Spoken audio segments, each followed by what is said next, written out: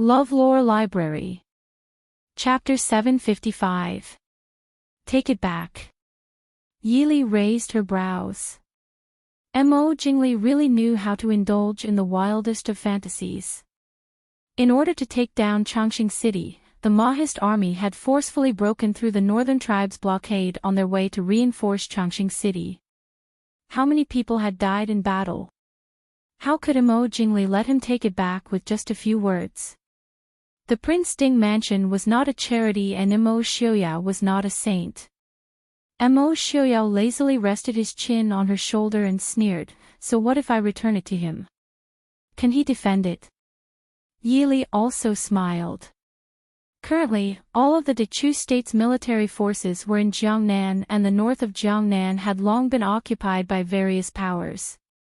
Not to mention that they would not return Chu capital. Even if Mo Xiaoyao really did return Chu capital, Mo Jingli might not dare to accept it. If he accepted it, he would have to send troops to stop it and send officials to manage it. All of this could be ignored. If Chu capital were to fall into the hands of the northern tribes or the northern tribes again, Mo Jingli's reputation would be thrown to the ground and trampled on. Then what is he here for? Yili did not understand. He has nothing better to do, so he came to make a fuss. Did he make things difficult for Li in the garden just now? Mo Xiaoyao intimately rubbed Yili's hair and asked softly. Yili smiled faintly and said, "How could he make things difficult for me?" Mo Xiaoyao smiled and said, "That may not be so. When he sees that we are living so well, he will naturally be envious and jealous. He might even think that you are helping me because you want to take revenge on him." Yili was speechless. Mo Jingli really did think that way. Lifting her head, Yili held Mo Xiaoyao's handsome face in her hands and said seriously, "Don't make trouble and guess the thoughts of an idiot. It will be contagious." Mo Xiaoyao blinked and instantly understood what Yili meant. He couldn't help but laugh out loud. When he wasn't done laughing, he pulled Yili into his arms and planted a few heavy kisses on her pink lips before continuing to laugh wildly. Seeing him laugh so happily, Yili had no choice but to let him be. She leaned into Mo Xiaoyao's arms and told him what she had said to Princess Anxi. Mo Xiaoyao played with her slender hand as he said in a low voice, "Nanzhao doesn't have any conflict with us for now. There is nothing wrong with helping her in secret. If the Emperor of Xiling can really deal with Enchanting, it will save us a lot of trouble." "Do you really think the Emperor of Xiling can deal with Enchanting?" Yili asked. "He can't." Mo Xiaoyao denied without hesitation. "The Emperor of Xiling may have some cleverness, but he was not on the same level as Enchanting. As long as they can cause trouble for Enchanting earlier. What we need to consider now is the northern tribes." When the northern tribes were mentioned, a trace of anger flashed across Mo Xiaoyao's calm eyes.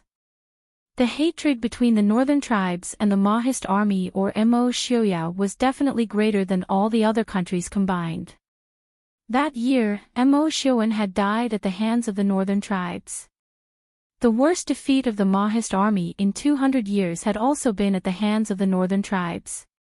Mo Xiaoyao's 7 to 8 years of suffering and humiliation were mostly due to the northern tribes.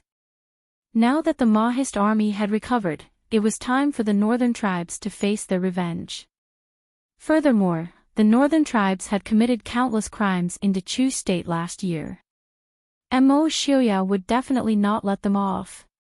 Leaning in Mo Xiaoyao's arms, Yili frowned slightly. "Yelu Hong and Yelu Yi will arrive tomorrow morning at the latest. How do you plan to settle them down?" Mo Xiaoyao smiled faintly. "This is grandfather's birthday. I don't plan to deal with them now. Let's just do the same as the others. Arli's city is small. Yelu Hong and Yelu Yi can live together." Yili smiled. Yelu Hong and Yelu Yi had always been at odds. They had been fighting openly and covertly for more than 10 years without a clear winner. Living together would allow them to restrain each other. No one would be able to cause any trouble in Li City. I should also meet Princess Ronghua. Yili thought for a while. She had buried a chess piece for so many years. She had to see if it could still be used. It would be a pity if there were any accidents. No matter what Yili did, Mo Xiuyao was very assured. Although Princess Ronghua used to be arrogant and domineering, it was said that her methods were not bad. However, there was another person who made Mo Xiuyao frown slightly. Is there really no problem with that Ying? Mo Xiuyao did not have the slightest good impression of Ying. Other than her good looks, she was not good at anything else. This kind of woman's temperament was even more capricious. Not to mention letting her do anything, even being the matriarch of the household would be a favor to her. Compared to a woman like Ying, Mo Xiuyao felt that Yaoji, who came from a brothel, was more reliable. Even Princess Ronghua, who was spoiled and domineering since childhood, was more reliable than her. Yili smiled faintly. As long as Prince can help her find her son, she will be very reliable. Moreover, Prince, do not underestimate women, especially a delicate woman like Ying. The more delicate a woman looks on the outside, the more ruthless she is. On the contrary, those who appeared to be overbearing were often unable to accomplish anything because such people would easily cause others to be on guard against them. Mo Xiuyao nodded and said, as long as Li knows. Mo Jingli's son, Xiuyao really doesn't know anything about it. Yili asked curiously. Mo Xiuyao said, originally, I was not interested. Since Li needs it, I will send someone to check it out. But, according to Mo Jingqi's usual behavior, I'm afraid this child. How? Far away on the horizon, close at hand. But if you give Mo Jingli 100 years, he may not be able to guess it. Mo Xiuyao laughed. The thought flashed through Yili's mind, but she did not have time to catch it. But Yili felt that she might have a clue. Mo Xiuyao casually played with Yili's soft hair. Does Li really intend to help Ying find the child and return it to her? Ying is not suitable for someone who knows how to repay kindness. Yili smiled and said, I naturally know this, and I don't intend to return the child immediately after finding it. But since I promised her, I have to look for it. Moreover, this child is also very important to Mo Jingli. It was not easy to snatch the throne, but there was no son to inherit it. The sense of achievement of snatching the throne would be reduced countless times in an instant. Chapter 756. Yili and Mo Xiuyao had a rare moment of leisure to chat in the study. Outside the door, Chief Steward Mo hurried in to report, Prince, Wang Fei, Li Wang is fighting with someone in the front yard. Hearing this, a trace of irritation flashed through Mo Xiuyao's eyes.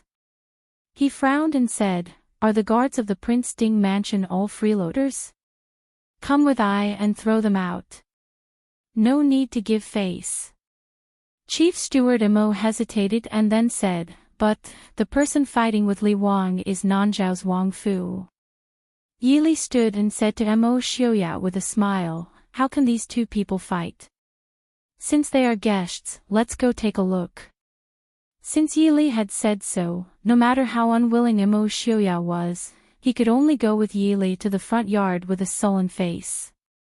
The location of the fight was in the front yard of the Prince Ding mansion. The front yard of the Prince Ding mansion was decorated very generously and simply. A huge screen wall with 9 dragons soaring in the sky separated the front and back of the yard. It made people see the 9 lifelike flying dragons as soon as they entered. It was so imposing that people couldn't help but feel intimidated. Behind the screen wall was the main hall at the front of the main axis of Ding Wang Fu. Outside the hall, the figures of 2 men were fighting. The worst part was that they were not sparring with each other in martial arts.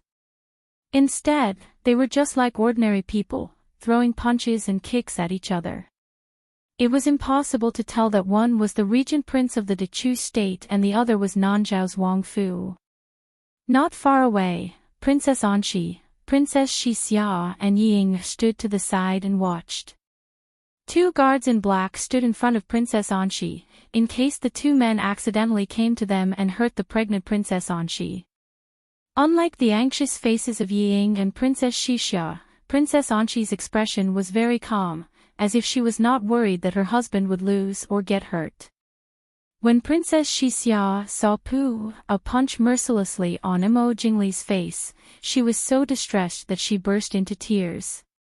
She grabbed Princess Anqi's sleeve and said, "Sister, tell him to stop. He injured Prince."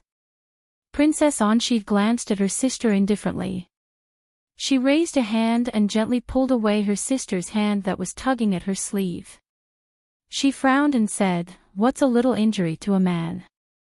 As for you, Xixia, after fighting for so many years, I originally thought that you would have learned many of the rules of the Dechu state, but now it seems that you are not as good as when you were in Nanzhao." Princess Xixia said anxiously, But, royal sister." Princess Anqi's face darkened and she said, "You have been removed from the Nanzhao royal family. I am not your royal sister."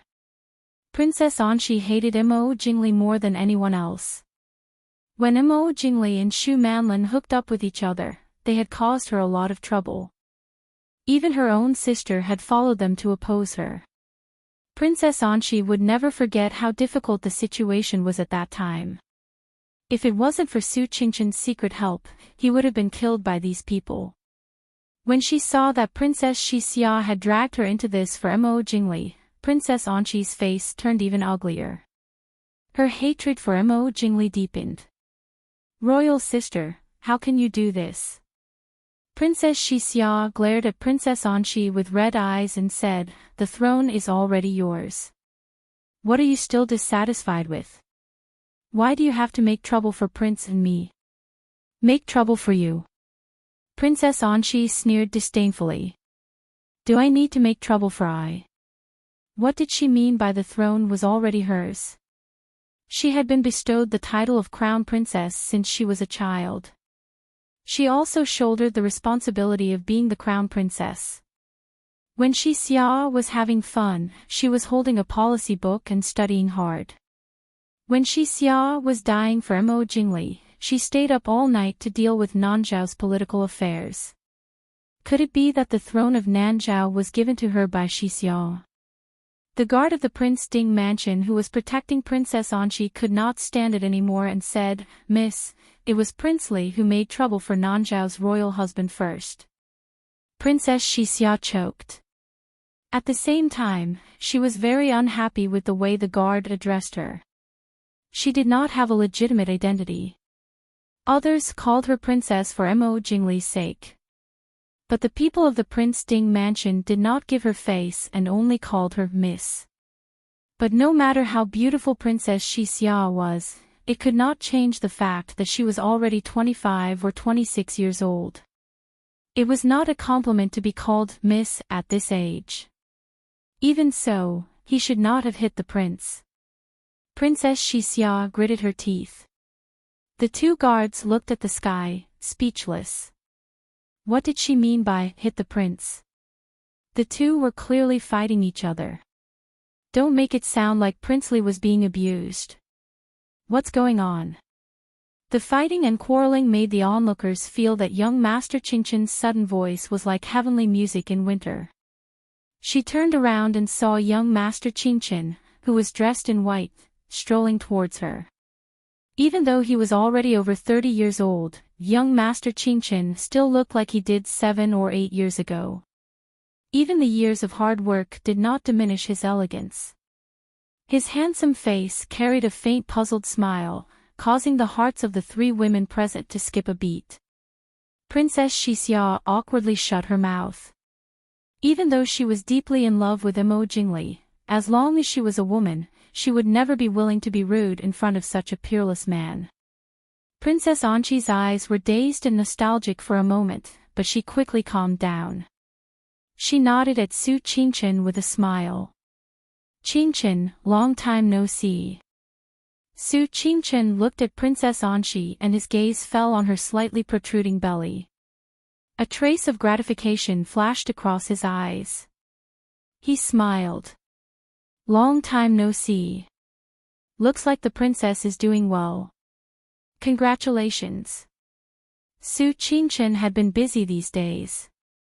Although Princess Anxi had arrived yesterday, he did not have time to meet her. He did not expect to see such a scene as soon as he returned to the residence. Su Qingchen raised his eyebrows in confusion and looked at the people fighting in front of him. Princess Anxi smiled embarrassedly and briefly told Su Qingchen what had happened. It turned out that after Princess Anxi left the residence, she discovered that she had left a sachet in the Prince Ding mansion. This was not an important matter, but the sachet contained a token from the Nanzhao king. So she returned to the Prince Ding mansion with her husband to look for it. As soon as they entered the courtyard, they ran into Mo Jingli, who was charging over angrily. Mo Jingli was so focused on walking forward that he almost bumped into the pregnant Princess Anxi. Mo Jingli should have just apologized, but Mo Jingli was in a bad mood. Not only did he not apologize, he even scolded Princess Anxi, mocking her for running around with a big belly. Princess Anxi was not someone to be bullied. She also mercilessly mocked him for being childless, for being jealous of other people's children. Who knew that this would hit Mo Jingli where it hurt? Mo Jingli's face darkened and he was about to hit Princess Anxi.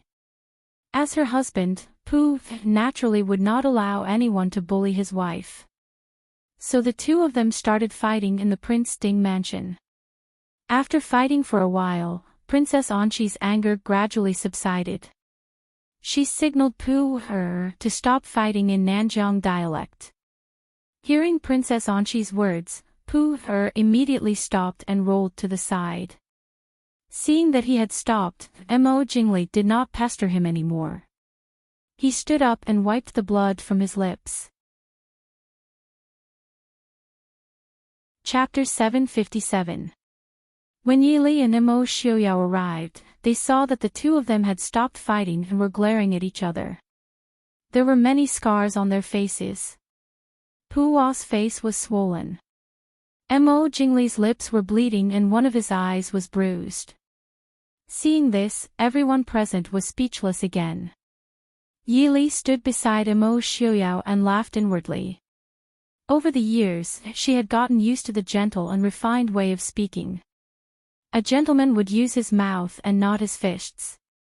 A martial artist would naturally use martial arts to determine victory. Even an ordinary soldier in the military camp would not think of fighting like an ordinary villager. Now that she suddenly saw Mo Jingli's appearance, she could not help but laugh in her heart. Prince Ding, Princess Consort, I'm sorry. Pu Ah came forward and apologized to Mo Xiaoyao and Yili in the stiff Dechu state language. Mo Xiaoyao smiled faintly and said, "It doesn't matter. Is Nanzhao's husband hurt?" Pu Ah shook his head and stood beside Princess Anxi. Princess Anxi looked at his swollen cheek and took out a handkerchief to wipe the dust on his face. She said to Yili and Mo Xiaoyao, "We were rude. Prince Ding and Princess Consort, please forgive us." Yili and Mo Xiaoyao had heard from Director Mo on the way here. Naturally, they would not blame Pu Ah. Yili smiled faintly and said, "It's our fault that the queen almost got hurt in the Prince Ding mansion." Princess Xixia and Ying also gathered around Mo Jingli and wiped his face and asked about his well-being. Mo Jingli glanced at the harmonious atmosphere on Princess Anxi's side. He impatiently pushed away Princess Anxi and Ying, who were wiping his face, and turned to leave in a huff. Princess Xixia was stunned. She looked back at Princess Anxi, stomped her foot, and hurriedly chased after her. Ying was left staring blankly at Mo Jingli's back as he walked away. Her lips curled into a bitter smile. He nodded at Yili and the others before turning to leave. After Mo Jingli left, Princess Anxi asked, "Who provoked him?" Yili smiled and said, "For a person like Li Wang, even if no one provokes him, he will still get angry for no reason. Are you alright? Do you need to see a doctor? Princess Anchi shook her head and said, I don't feel anything. He just pushed me. I'm not hurt. Yili was relieved. She nodded and smiled, that's good. Princess Anchi looked at the door thoughtfully. After thinking for a while, he said to Yili, you guys should be careful. I think that Prince Li's temper might cause some trouble. Yili naturally appreciated Princess Anchi's reminder and thanked her again. She also invited Princess Anchi and her husband to stay for lunch before returning. In the Li city, the Chu State Post House, Yi Ying walked into the main hall and saw Mo Jingli sitting there drinking tea. She could tell from his expression that he was in a very bad mood. After all these years, Yi Ying was no longer the naive girl with a beautiful dream. Naturally, she did not want to get close to him at this time. Her past experience told her that if she got close to him now, she would only become Mo Jingli's punching bag.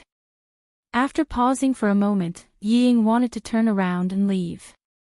Where are you going? Mo Jingli's cold voice sounded behind her. Yi Ying was startled. She looked at him and said, I'm going back to my room to rest. Why did you come back so late? Mo Jingli asked. Yi Ying could not help but smile bitterly. Mo Jingli left angrily in front of her. Princess Xixia walked in front of her and chased after him. By the time she left the door a step later, the entirely palace's entourage had already left. In the end, she could only stroll back by herself. It was rare for the dignified princess consortly to be ignored to this extent. I was taking a walk outside and came back a bit late, Yi Ying said indifferently. When Mo Jingli asked this, he had already remembered what had happened. Just looking at the pitiful Yi Ying in front of him was like a constant reminder of what he had lost. Especially when he had just seen Yili and was mercilessly mocked by her. There were countless times in the past when Mo Jingli always thought that if he had not been with Yili, if he had married Yi Ying, would everything have been different? He did not know when it started, but every time he saw Yili and Mo Xiuyo standing together and smiling, Mo Jingli felt as if a poisonous snake was biting his heart. After a moment of silence, Mo Jingli looked at Yi Ying and asked, a few days ago, Yili pulled you out to talk alone. What did you talk about? Yi Ying's heart turned cold. She looked down and said indifferently, nothing much. Princess Ding said that grandfather and father are in Glass City. She asked me to visit them when I have time. That's all. Mo Jingli frowned unhappily. Yi Ying nodded, that's all. My relationship with Princess Ding is not good. There's nothing to talk about. Is that so? Mo Jingli pondered for a moment and said, if that's the case, you should go back and take a look. Yi Ying nodded silently and said, I understand. I'll go back to my room to rest. After Yi Ying left, Princess Xixia came out and sat down beside Mo Xiuyao. She asked, Prince, do you really believe what she said? Mo Xiuyao looked at her sideways and said indifferently, what do you mean? Princess Xixia was shocked. She quickly smiled and said, what do I mean? I just thought that she and Princess Ding talked for a long time that day. How could they only talk about the Yi family? Mo Jingli snorted and said, no matter what she said to Yili, she can't escape from Mo Jingli was well aware of Yi Ying's capabilities. He had never thought that Yi Ying had any ability to pose a threat to him. Glancing indifferently at Princess Xixia, Mo Jingli said, you should know your place. Don't provoke her. In the end, she is still the Di Fei of the Li Palace and Yili's younger sister. I need to give some face to Yili. The smile on Princess Xixia's face froze. She suppressed the hatred she felt for Yili and said with a smile, I know. I've followed you for so many years without any title or status. Have I said anything? Mo Jingli nodded in satisfaction and said, that's good. Don't worry. In the future, I will not treat you unfairly. Princess Xixia squeezed out a smile and said, I know that Prince treats me the best. Obediently leaning into Mo Jingli's arms, Princess Xixia's beautiful face had long been twisted. Her originally bright and beautiful eyes were now filled with hatred. For Mo Jingli, she had given up her status as a princess and followed him for 10 years without any title or status. It was impossible to say that she had never regretted it. She was no longer the princess of Nanzhao who had chased after Mo Jingli all the way to Dechu State. But what was the use of regret? She had already been removed from the Nanzhao imperial house. Even if she returned to Nanzhao, she would be despised by her subjects. She could only follow Mo Jingli. But Mo Jingli, for one Yili, had used all kinds of reasons to delay the removal of Yi Ying's position as Wang Fei. Brother Jingli, how can you treat me like this? Mo Jingli, who was also holding Princess Xixia, was also absent-minded. As he carelessly played with Princess Xixia's hair, he was deep in thought. He remembered, he still had a chess piece that he hadn't used. Chapter 758. However, regardless of what the people in the inn were thinking, the entire glass city was filled with song and dance. The next morning, the last group of guests arrived at the entrance of the Prince Ding mansion. It was still Yi Li and Mo Xiuyao who personally came out to welcome them. Seeing the group of people dressed in northern tribes' uniforms that were completely different from those of the Central Plains, Mo Jingli's lips curled into a cold smile. Prince Ding, Princess Ding, it's been many years since we last met. It's an honor to meet you.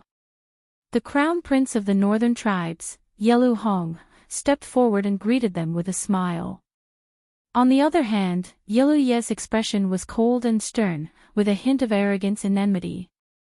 The northern tribes' army was still in a standoff with the Mahist army in the north. Yelu Yi was the commander of the northern tribes' army, so he naturally wouldn't treat Mo Xiuyao nicely. Mo Xiuyao smiled faintly and said, Crown Prince is too polite. Your Highness is even more dignified now. Yelu Hong looked enviously at Mo Xiuyao and Yi Li. He sighed and said, I'm not as youthful as Prince and Princess Consort. The people of the northern tribes tended to age easily. When they met a few years ago, their ages didn't seem too different. But now, 6 or 7 years had passed. The crown prince of the northern tribes had grown a short beard. Even his figure wasn't as tall and slender as before. But Mo Xiuyao and Yi Li still looked like they were in their early 20s. When the two of them stood together, they looked like a celestial couple. How could anyone not be envious? Crown Prince is too kind. Yi Li smiled faintly. Seeing Su Hongyan who came back with them, a sincere smile appeared on her face. Second uncle is finally back. It must have been a tiring journey. How was the journey? Compared to the Central Plains, the northern tribes had it tough. Even though Su Hongyan had only been there for a few months, he had lost a lot of weight. Su Hongyan looked at Yi Li and said with a smile, everything is fine. Uncle didn't have time to rush back when Li gave birth. How are the two children? Yi Li smiled and said, I've made Uncle worry. They're all very well. Mo Xiuyao held Yi Li's hand and smiled, Li, why don't we invite the crown prince of the northern tribes and the 7th prince into our residence for a cup of tea before we chat? Uncle must be tired from the journey back, why don't we rest first? Yi Li nodded apologetically, Crown Prince Yelu, 7th prince, please come in. Yelu Hong smiled and nodded. When Yelu Yi walked past Yi Li, he gave him a condescending glance, as if he hated Yi Li very much. This expression made Yi Li raise her eyebrows curiously. Although her relationship with Yelu Yi had never been good, Yelu Yi had never shown such obvious disgust towards her. It should be said that no one had ever shown such obvious disgust in front of Yi Li. This made her curious. Once they entered the residence, Su Hongyan went to freshen up and rest. Mo Xiaoyao and Yi Li brought the guests to the main hall and sat down to drink tea. Yi Li's gaze fell on the veiled woman sitting next to Yilu Yi.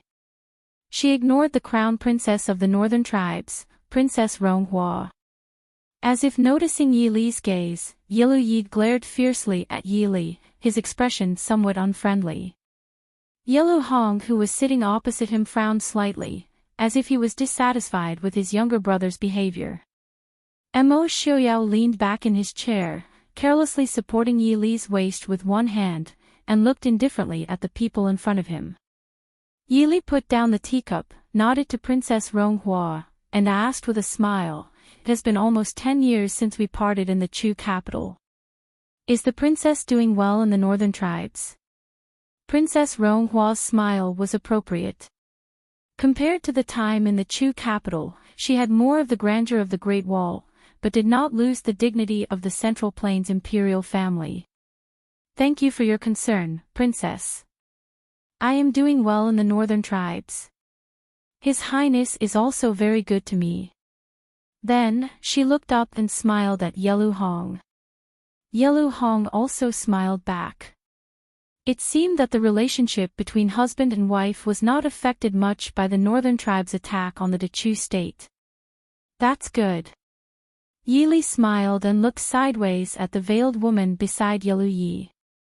She raised her eyebrows and said, "Seventh Prince, is this the 7th imperial concubine?" Yilu Yi nodded and said, "Yes, this is Ai's beloved concubine, Qin Yaina." Yi Li smiled and said, "If I remember correctly, Qin Yaina means the most beautiful woman in the language of the northern tribes. I'm sure Princess Qi must be a stunning beauty." Yilu Yi did not deny it and nodded, "Yes, Ai's beloved concubine is indeed a rare beauty." She turned sideways and held the 7th princess consort's hand. Her eyes were filled with gentleness and love, as if she wanted to compete with Yi Li and Mo Xiaoyao in terms of love. However, Yilu Yi had always thought highly of himself. A woman who could subdue him like this, her appearance definitely wouldn't be too bad. Yi Li did not care about the provocation in Yilu Ye's words. She smiled and said, "It's a pity that I can't see the 7th imperial concubine's beauty." On the other side, Princess Ronghua smiled faintly and said, "Princess doesn't need to be regretful. The 7th imperial concubine is indeed a stunning beauty, but the Dechu state has never lacked stunning beauties. When Princess was still in the Chu capital, didn't you see many stunning beauties?" Yi Li's eyes flashed and her gaze swept over the woman in white. She smiled and said, "Princess is right.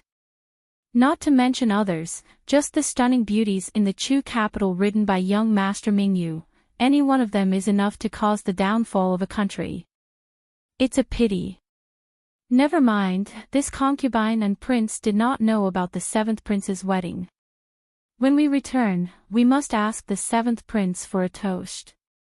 Yilu Hong smiled and said, "Princess doesn't need to worry. It's not too late to have a toast. When 7th brother and sister-in-law get married, it won't be too late for Princess to ask." The implication was that Yilu Yi and this woman were not married yet.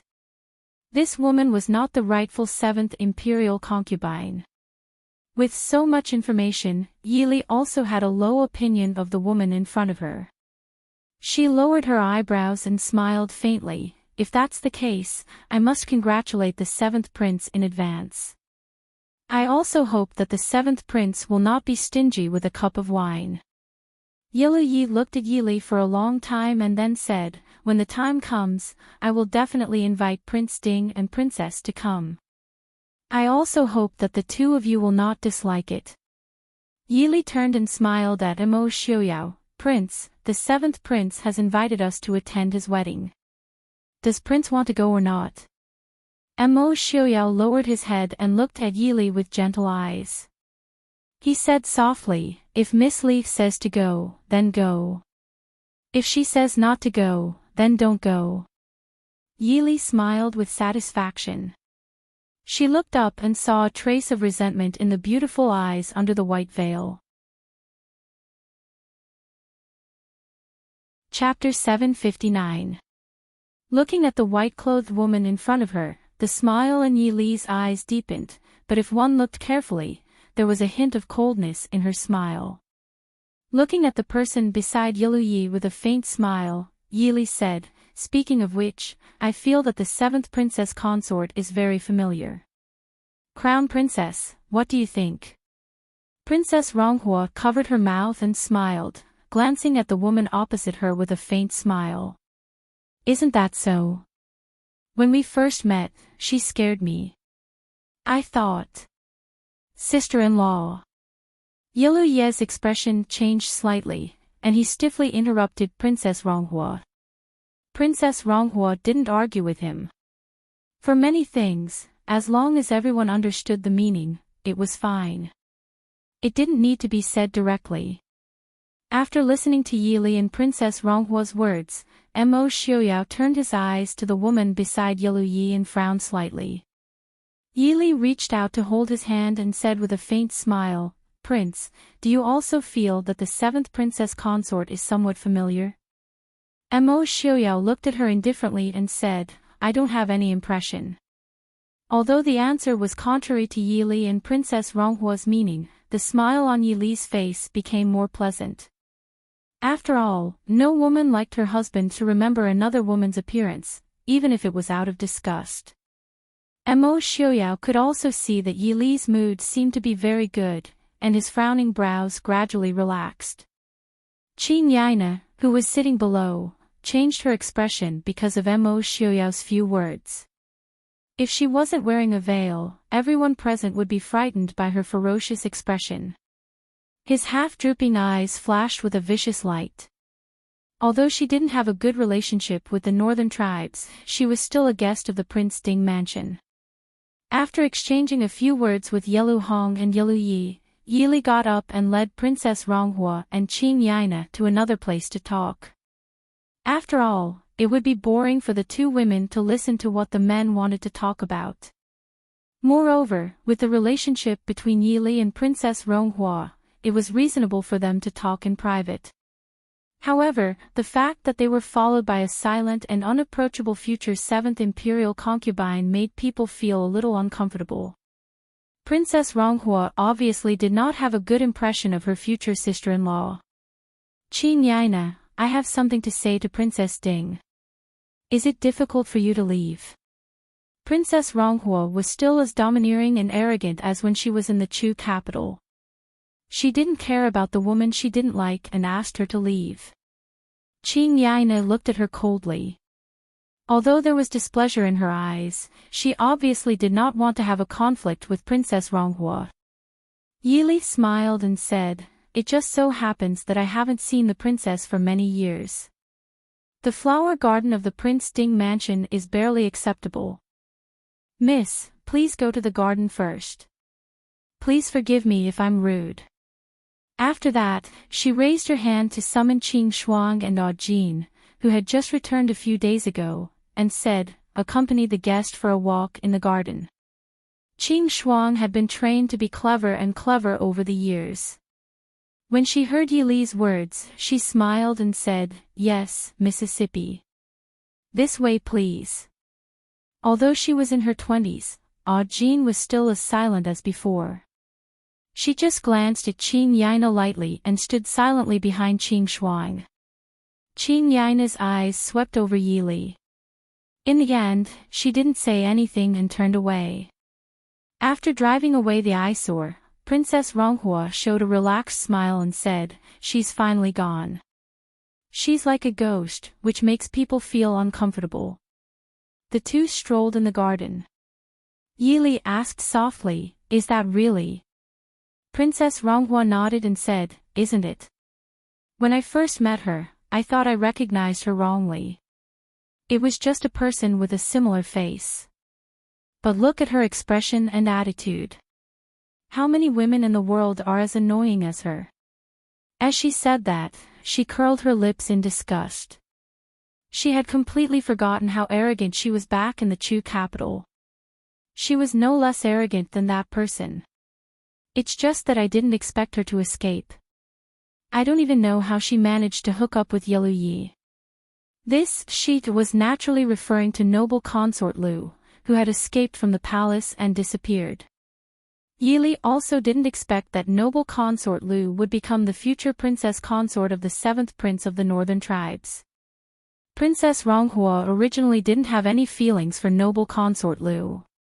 However, no matter how much she hated Imo Jingqi for marrying her to the northern tribes, she was still a member of the royal family of the Dechu state.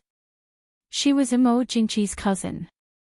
Seeing that noble consort Lu had faked her death and escaped after Imo Jingqi's death and hooked up with Yellow Yi, her husband's political enemy, how could Princess Ronghua like her? Don't be fooled by her arrogant face. Her ability to hook up with men is really bad.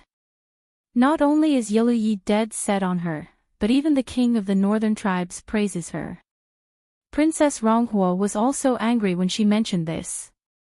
Yellow Hong and Yellow Yi were the 2 most valued sons of the king of the northern tribes. The king of the northern tribes liked Qing Yaina, so naturally he would value Yellow Yi more. This was naturally disadvantageous to Yellow Hong. Yili smiled and looked at her angry little face.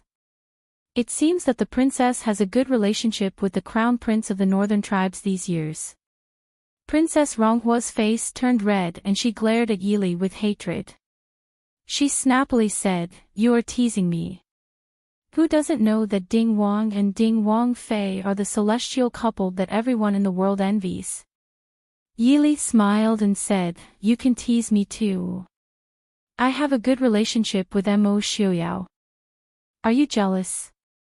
Princess Ronghua was so angry that her heart was blocked. "I also have a good relationship with the crown prince." Yili looked calm and looked at Princess Ronghua with a faint smile. The smile on Princess Ronghua's face gradually faded. She looked at Yili and said, "You don't have to worry. I promised you and Prince Ding. I will not go back on my word." Yili said softly, "As far as I know, the princess and the crown prince of the northern tribes already have 2 children. Can the princess really do it? If there are any difficulties, I hope that princess can bring it up first and not cause any trouble when we arrive. I believe that princess will understand what I mean. Now if there was any difficulty, it could be discussed. If Princess Ronghua went back on her word and caused the Prince Ding mansion to suffer any losses, then the Prince Ding mansion would not be polite." Princess Ronghua took a deep breath and said in a low voice, "Princess, please rest assured. I am the princess of the Dechu state. Even if the Dechu state is now. Although I have a good relationship with the crown prince, but, if the crown prince succeeds the throne in the future, my children will never be the crown prince's heir." The people of the Central Plains looked down on the barbarians beyond the Great Wall, but the tribes beyond the Great Wall did not necessarily look down on the people of the Central Plains. The royal family of the northern tribes' rejection of foreign blood could be said to be almost pathological. No matter how good her children were, they could never be the king of the northern tribes. Therefore, even if Yellow Hong was good to her, he also married a lot of concubines and even valued the children of the women of the northern tribes more. As a member of the royal family, Princess Ronghua was very clear about the saying, "When beauty fades, love relaxes." Since ancient times, there had been a saying that love was broken before the beauty was old. In the future, when Yellow Hong no longer had feelings for her, the Prince Ding mansion would be the biggest support for her and her children. Chapter 760. Yili calmly looked at Princess Ronghua for a long time, and finally nodded, "I believe in the princess. In fact, the princess doesn't have to worry now. The Prince Ding mansion and Yellow Crown Prince are not opposing each other. Now, the Prince Ding mansion is not interested in the grasslands. We just want to drive the northern army back. What Yellow Yi did in the north, the princess must know." Princess Ronghua nodded heavily. She was the princess of the Dechu state. The destruction of the Dechu state would not benefit her at all. Since Mo Jingli took the Dechu state to the south, her position in the northern army was somewhat precarious. Because of this, she followed Yelu Hong to Li City. As long as the Prince Ding mansion recognized her existence, the stronger the Prince Ding mansion was, the safer it would be for her. The Crown Prince has also mentioned the withdrawal of troops to the King of the Northern Army many times, but the King of the Northern Army saw that the 7th Prince was unstoppable and did not unify the Crown Prince. Yi Li smiled. Now the Northern Army is blocked by the Mahist Army. But after all, Yelu Yi still won a large territory for the Northern Army. As a result, the Crown Prince's position is somewhat unstable, right? Princess Ronghua looked at Yi Li and nodded with some amazement. Princess is right. This is also the reason why the Crown Prince was not willing to let the 7th Prince send troops. In the army, the 7th Prince has always had the upper hand. If he gets such achievements again, I am afraid there will be more people supporting him. At that time, the Crown Prince.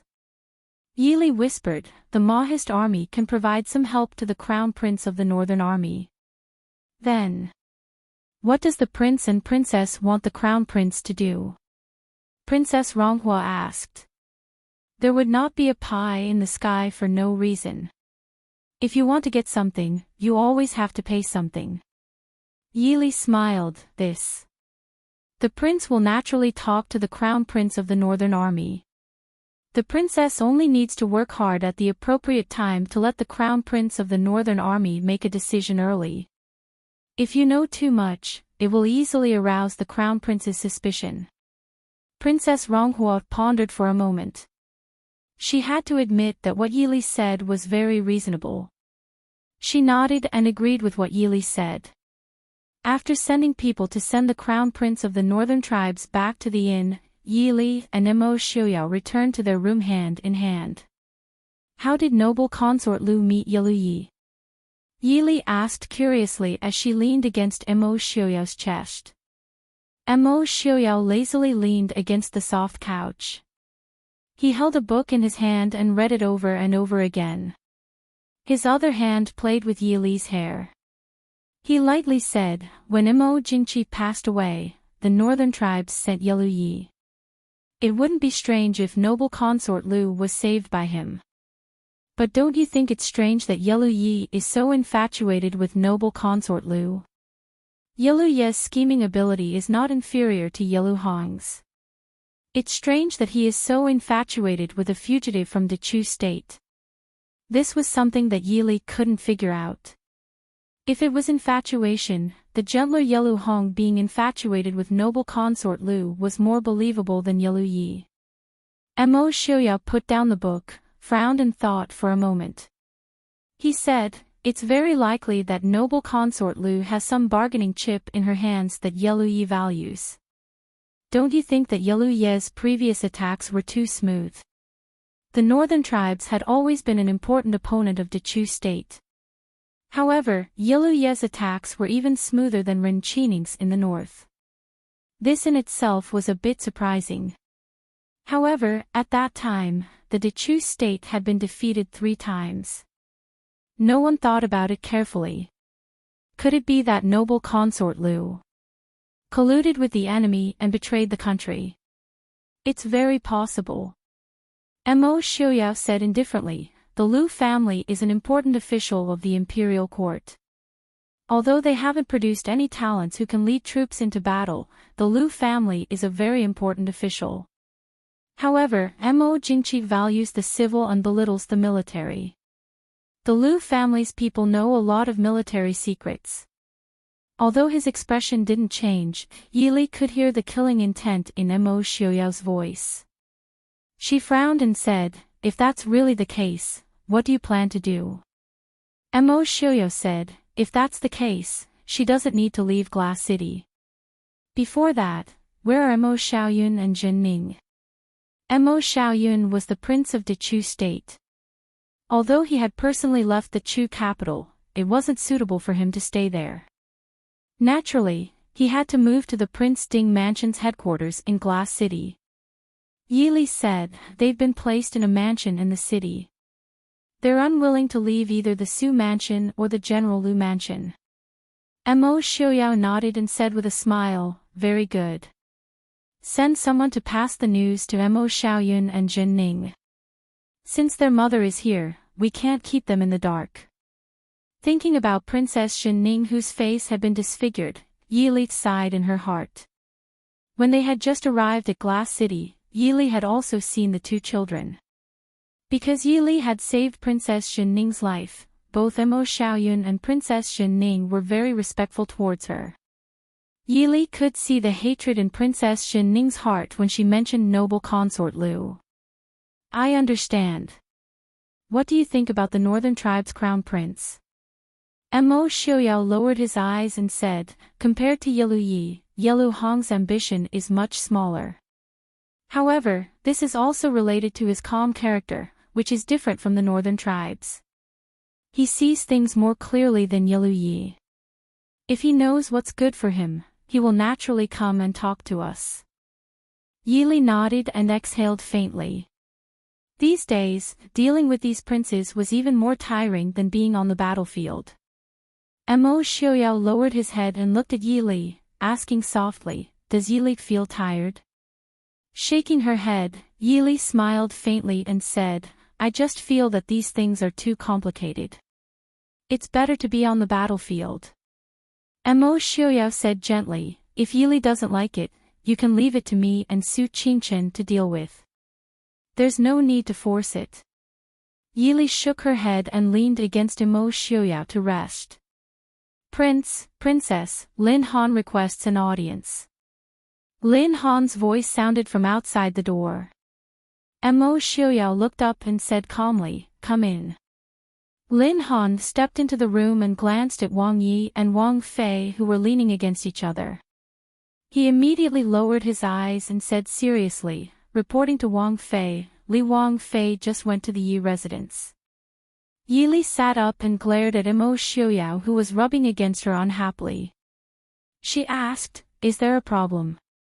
Lin Han looked straight ahead and said, the Shadow Guard found a person in the Yi family and felt that they should inform the prince and princess. Oh. Who is it? Yili asked curiously.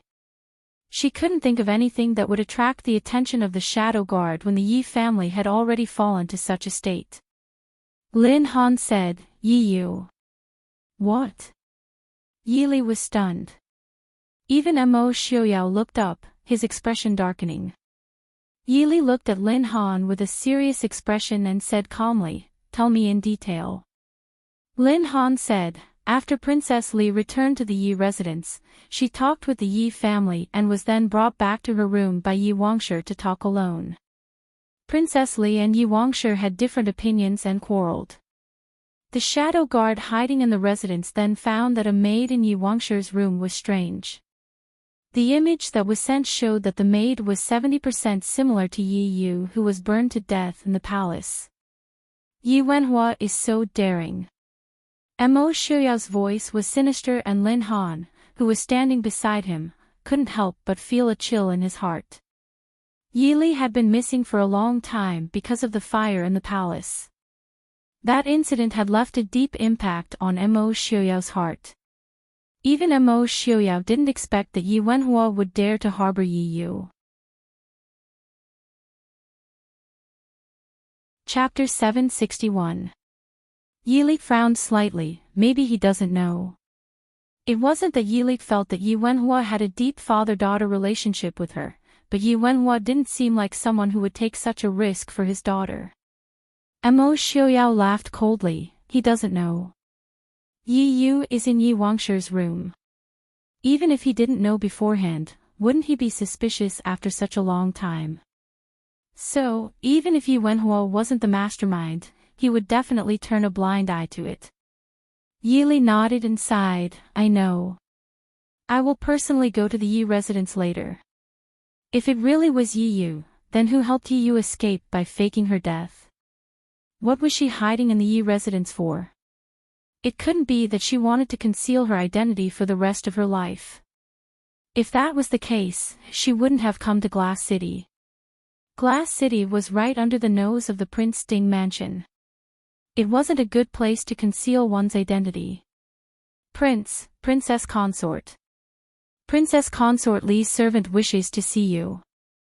Someone reported outside the door. Yi raised her eyebrows slightly. Let her in. Very quickly, an inconspicuous little girl was brought in by someone.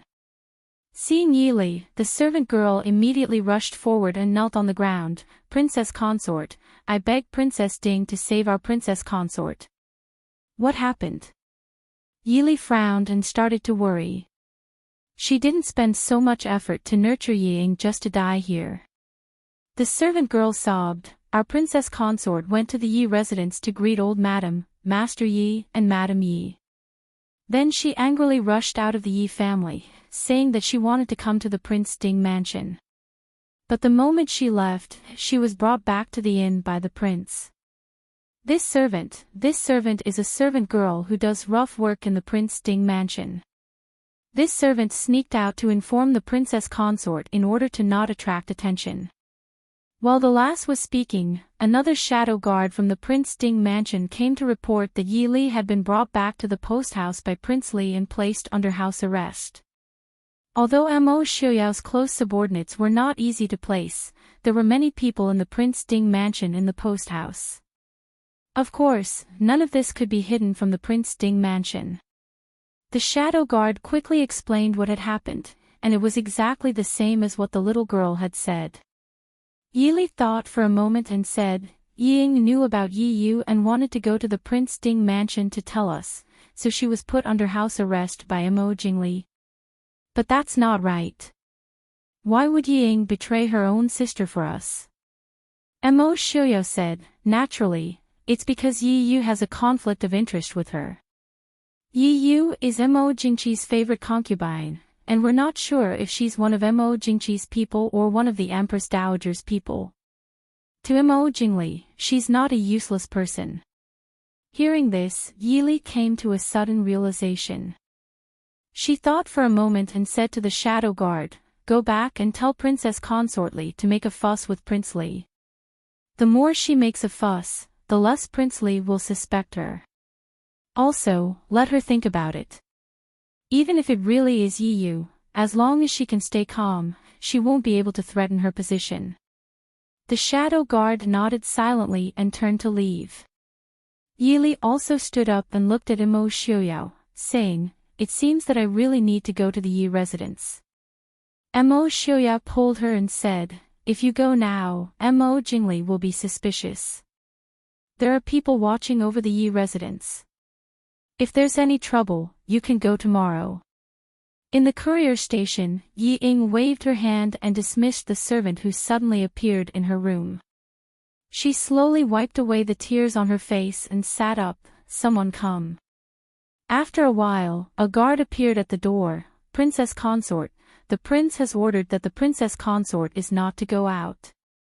Yi Ying said coldly, I don't want to go out. Go invite the prince over. Just say that I have something to tell him. The guard hesitated, but after seeing Yi Ying's rare cold expression, he nodded and went to report to Mo Jingli. Seeing the guard leave, Yi Ying closed the door again. Her once gentle eyes revealed a resentful light. Her lips that had turned white from biting them trembled slightly. Second sister. Second sister. Why don't you just die? Thinking about how she suddenly saw her second sister, who she thought had passed away, Yi Ying's face couldn't help but turn ugly.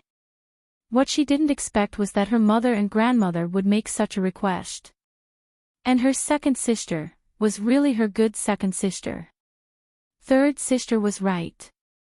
Yi Ying slowly calmed down the anger in her heart and forced a smile on her face. Gradually, the smile of the person in the bronze mirror on the table became more and more natural, with a trace of grievance and gentleness. Third sister was right. As long as she was steady, no one could ever surpass her position. At least, Princess Xixia couldn't, and Yi Yu couldn't. After a while, Mo Jingli pushed the door open and walked in. With an unfriendly expression, he said, what else do you want? Ying threw herself into Mo Jingli's arms with tears in her eyes and started sobbing. Mo Jingli frowned and looked coldly at the woman in his arms who was crying very sadly. Ying grabbed Mo Jingli's collar with one hand and cried, "Prince, Prince, don't treat her like this." Ing knows she was wrong. Mo Jingli pushed her away and sneered, "You know you were wrong. What did you want to see at the Prince Ding mansion just now? You wanted to tell Mo Xiaoyao about what happened at the Yi family." Ying shook her head and said, "Prince wronged me. Is not familiar with Prince Ding. I just..." Sob, Prince and second sister did this. Where did they place her? Even mother and grandfather helped second sister. Felt wronged. Third sister said that if I had any grievances, I could tell her. All of you bullied me. What's wrong with me crying to third sister? Prince, you are so cruel. Has been with you for so many years. Our child's whereabouts are still unknown. You can't wait, sob. Hearing Yi Li's name, Mo Jingli was slightly stunned and said, "What's the difference between telling Yi Li and telling Mo Xiaoyao?" Ying said loudly, "Why can't I tell you about such shameful things that you did?" Mo Jingli frowned and looked at Ying for a long time. Finally, he said, "What nonsense are you talking about? Yi is still useful. It's not what you think." Ying did not believe him, really. Prince really doesn't plan to bring second sister into the mansion. Mo Jingli said coldly, "I am not that desperate to want an old woman. Yi is still useful to I, don't mess around." As if she really believed Mo Jingli's words, Ying wiped her tears and looked at him pitifully. "I know, was wrong. But you can't blame her for this. If people know that second sister and Prince, how can I still have the face to stay in the Li mansion?" Looking at her delicate appearance, with tears on her eyelashes, looking wronged and worried, Mo Jingli's expression eased a lot. After all, he still had some true feelings for Ying in the past. He nodded and said, "It's good that you understand. You can't tell anyone about this. In the future, you can go to the Prince Ding mansion more often. You can rest in the inn for these 2 days." Ying nodded obediently, "I understand." Chapter 762. After comforting Ying, Mo Jingli turned around and went to the study alone. Sitting in the study, Mo Jingli frowned as he thought about the result of his conversation with Yi at the Yi family. No matter how one looked at it, offending Mo Xiaoyao in Li City for Yi was an extremely unwise decision. Mo Jingli was naturally not someone who would lose his head over lust. However, Yi had a condition that he had no choice but to agree to. Taking out a small jade green porcelain bottle from his sleeve, Mo Jingli's eyes faintly lit up with eagerness. If he successfully brought Yi back to the southwest, he would receive 10 times or even 100 times what he had paid. Actually, back then, Mo Jingli could be considered to have saved Yi Li's life. The Empress Dowager originally wanted to kill Yi Li, but Yi was forced by the Empress Dowager. However, Mo Jingli did not want to kill Yi Li at that time. Therefore, after Yi's plan was carried out, he sent people to interfere and take Yi Li out of the palace. If not, Yi Li might really have been killed by Yi. After taking Yi Li away, Mo Jingli did not pay attention to Yi.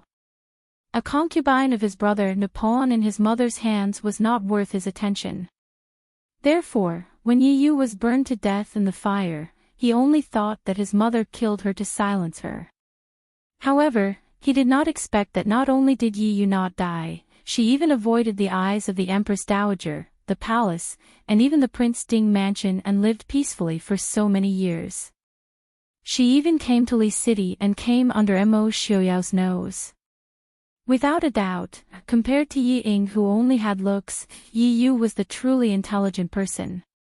Even compared to the group of women in his brother's harem, Yi Yu was the most intelligent one. As long as he could bring Yi Yu back to Jiangnan, then, the Empress Dowager, who had been troubling him, would no longer be his obstacle. The Empress Dowager had operated in the palace for decades.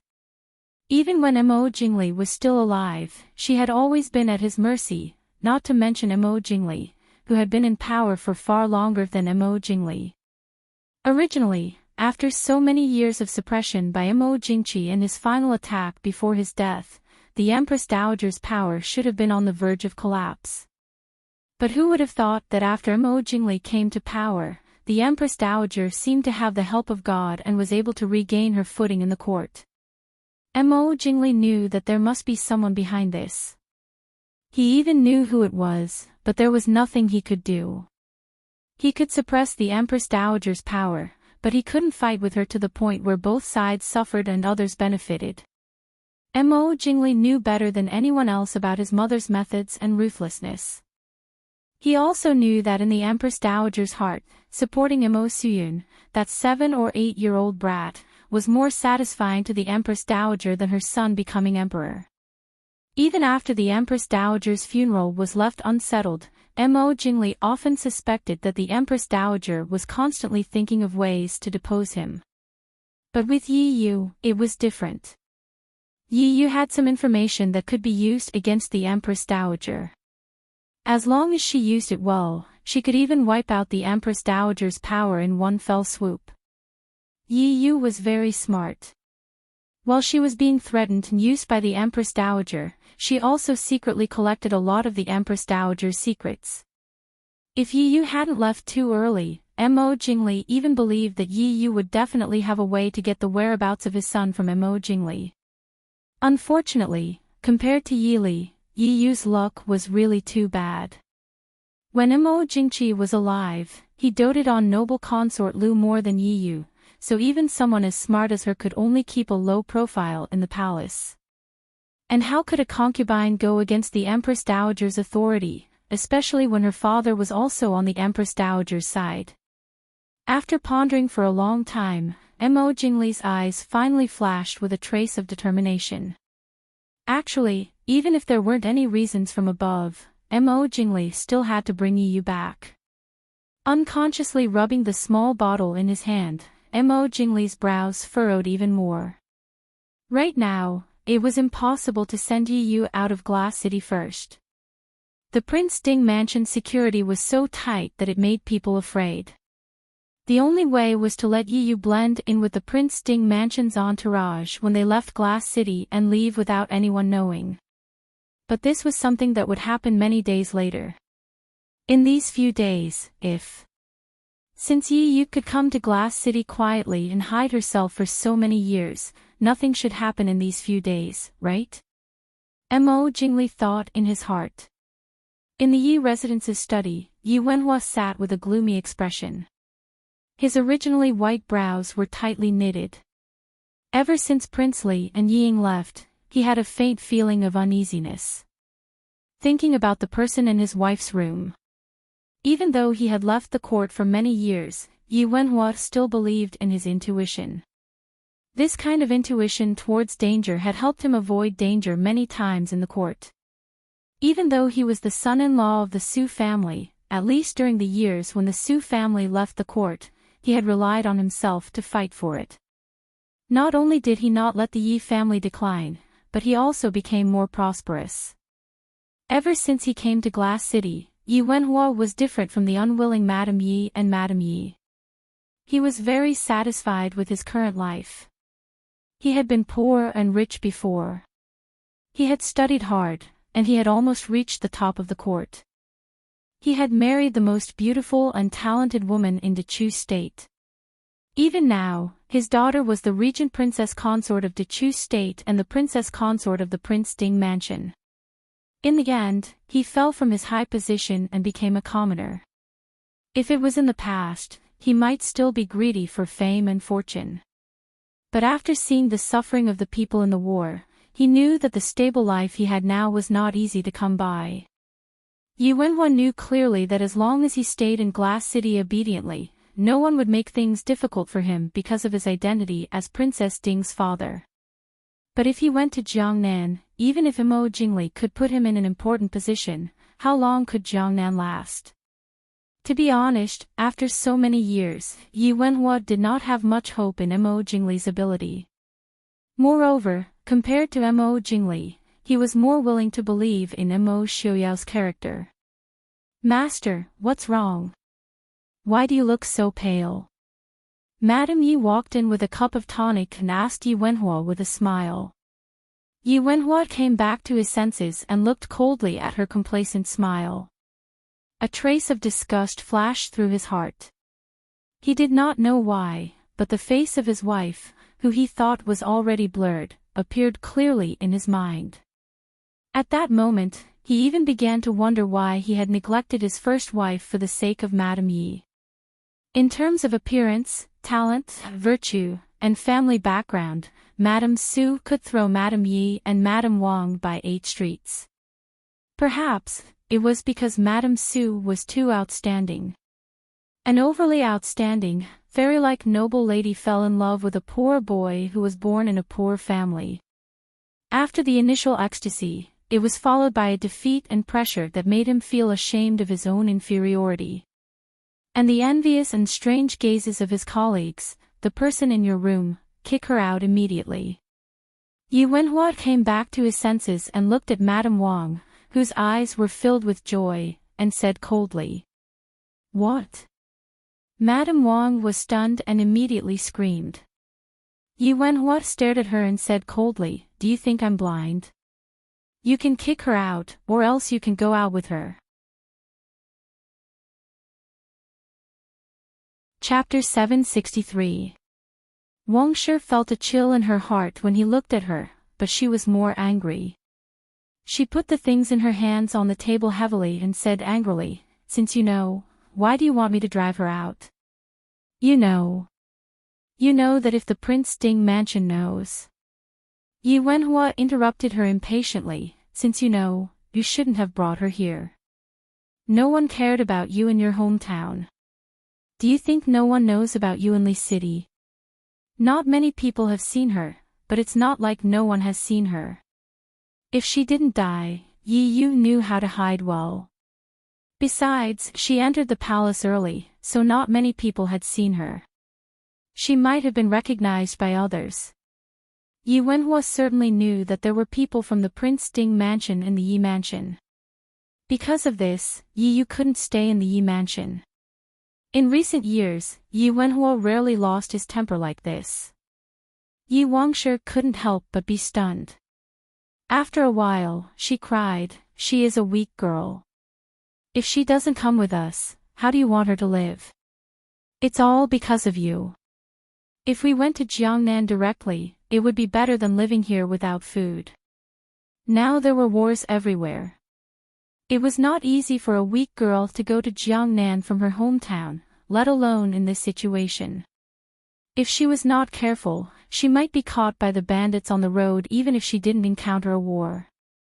At that time, her life would be even worse than death. Yi Wenhua sneered because of the naivety of the woman in front of him. Mo Jingli was already dissatisfied with the Yi family's indecisiveness in front of the Empress Dowager and the Emperor. Later, he hid the news of Yi Ying's pregnancy and kept her in the capital. That led to Yi Ying's imprisonment and the baby was swapped. Mo Jingli was a person who would seek revenge for the smallest grievance.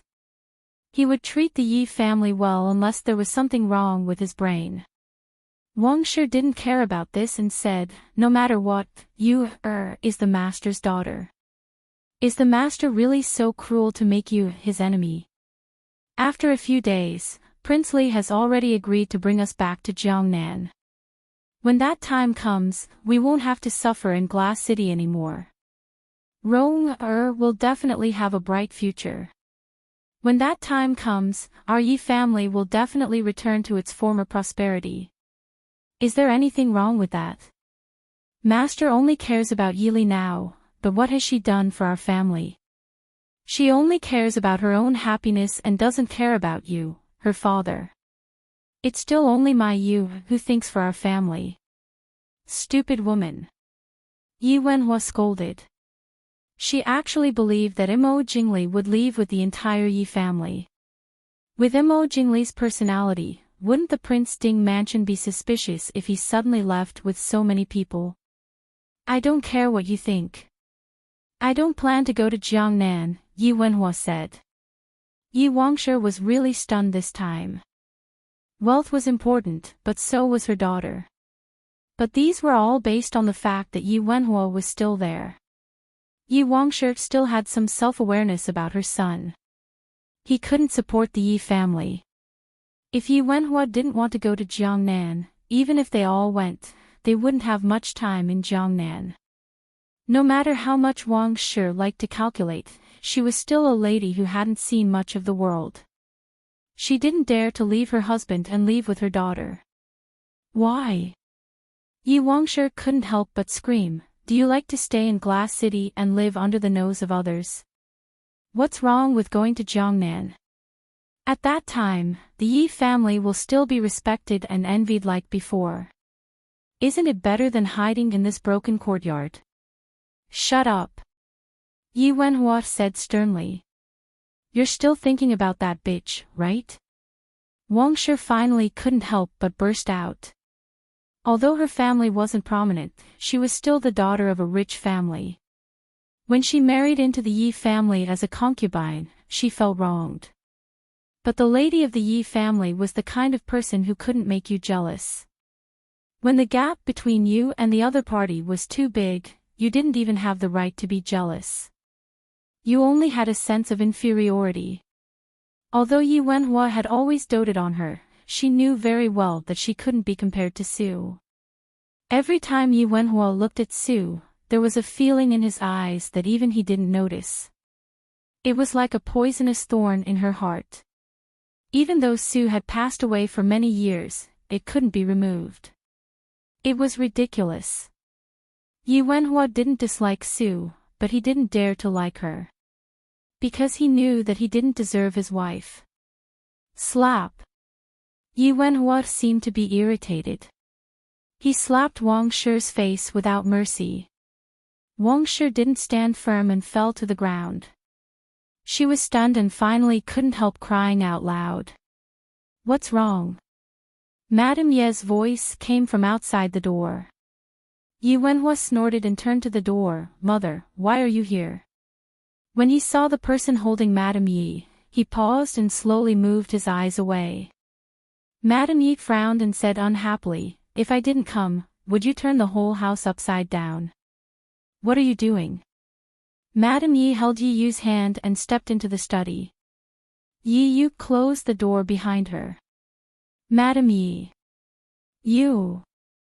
Wang Shi cried even more when she saw Madame Yi and her daughter. Yi Yu went forward and held Wang Shi up. She asked softly, "Father, what's wrong?" "Why?" Yi Wenhua snorted and said, "You still know that I'm your father." Yi Yu paused and showed a gentle smile on her face. "I know that it's my fault to hide it from you. It's because... Father, you know that I didn't want to hurt third sister. I had no choice but to do it. I had no choice. It's not easy for me to live these years. Please forgive me." Compared to Ying, Yi Yu was better at talking and understood people's hearts. Even if Yi Wenhua's heart was as hard as iron, he couldn't help but soften his expression. Of course, he knew about what happened back then. If someone said that Yi Yu wanted to kill Yili on a whim, not only would he not believe it, even Yili herself would not believe it. At that time, the Yi family was controlled by the Empress Dowager.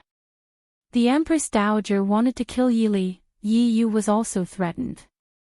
Looking at Yi Yu's appearance, although she was still beautiful, she was much thinner and paler than when she was in the Yi family and in the palace.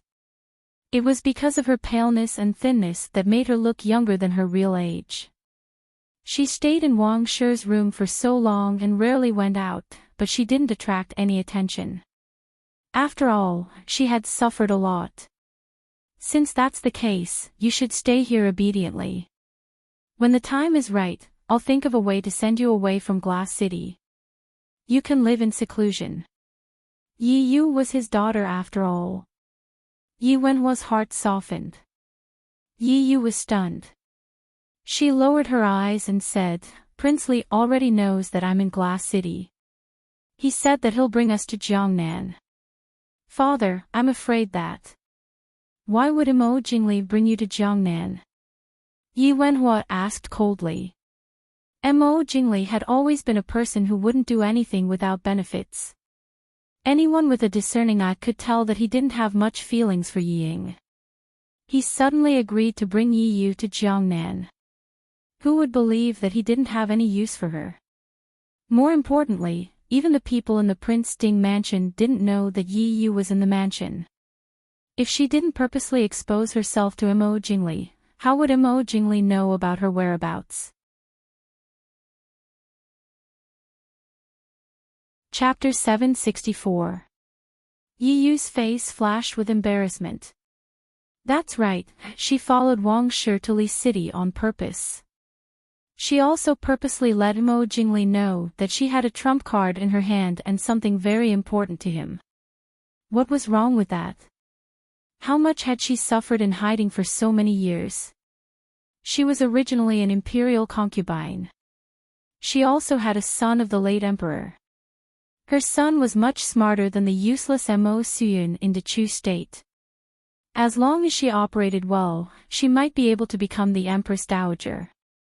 Why did she have to hide her identity and live the rest of her life in fear? Father, as long as we go to Jiangnan, Mo Jingli promised me to help my son ascend the throne. At that time, you will be the real father-in-law of the emperor. The Yi family will prosper from then on. Yi Yu looked at Yi Wenhua and said seriously. However, Yi Wenhua was not as easy to persuade as she thought. I believe that Li Er's child will ascend to the throne in the future. If you stay in Glass City, at least you can let your brother marry and have children safely. You can leave a descendant for the Yi family. Yi Wenhua now understood that Yi Rong had been spoiled by old Madame Yi and Yi Wangshi.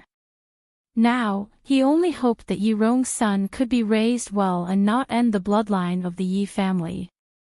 Hearing Yi Wenhua's words, Yi Yu's eyes flashed with a trace of bitterness. In father's eyes, I am not as good as third sister?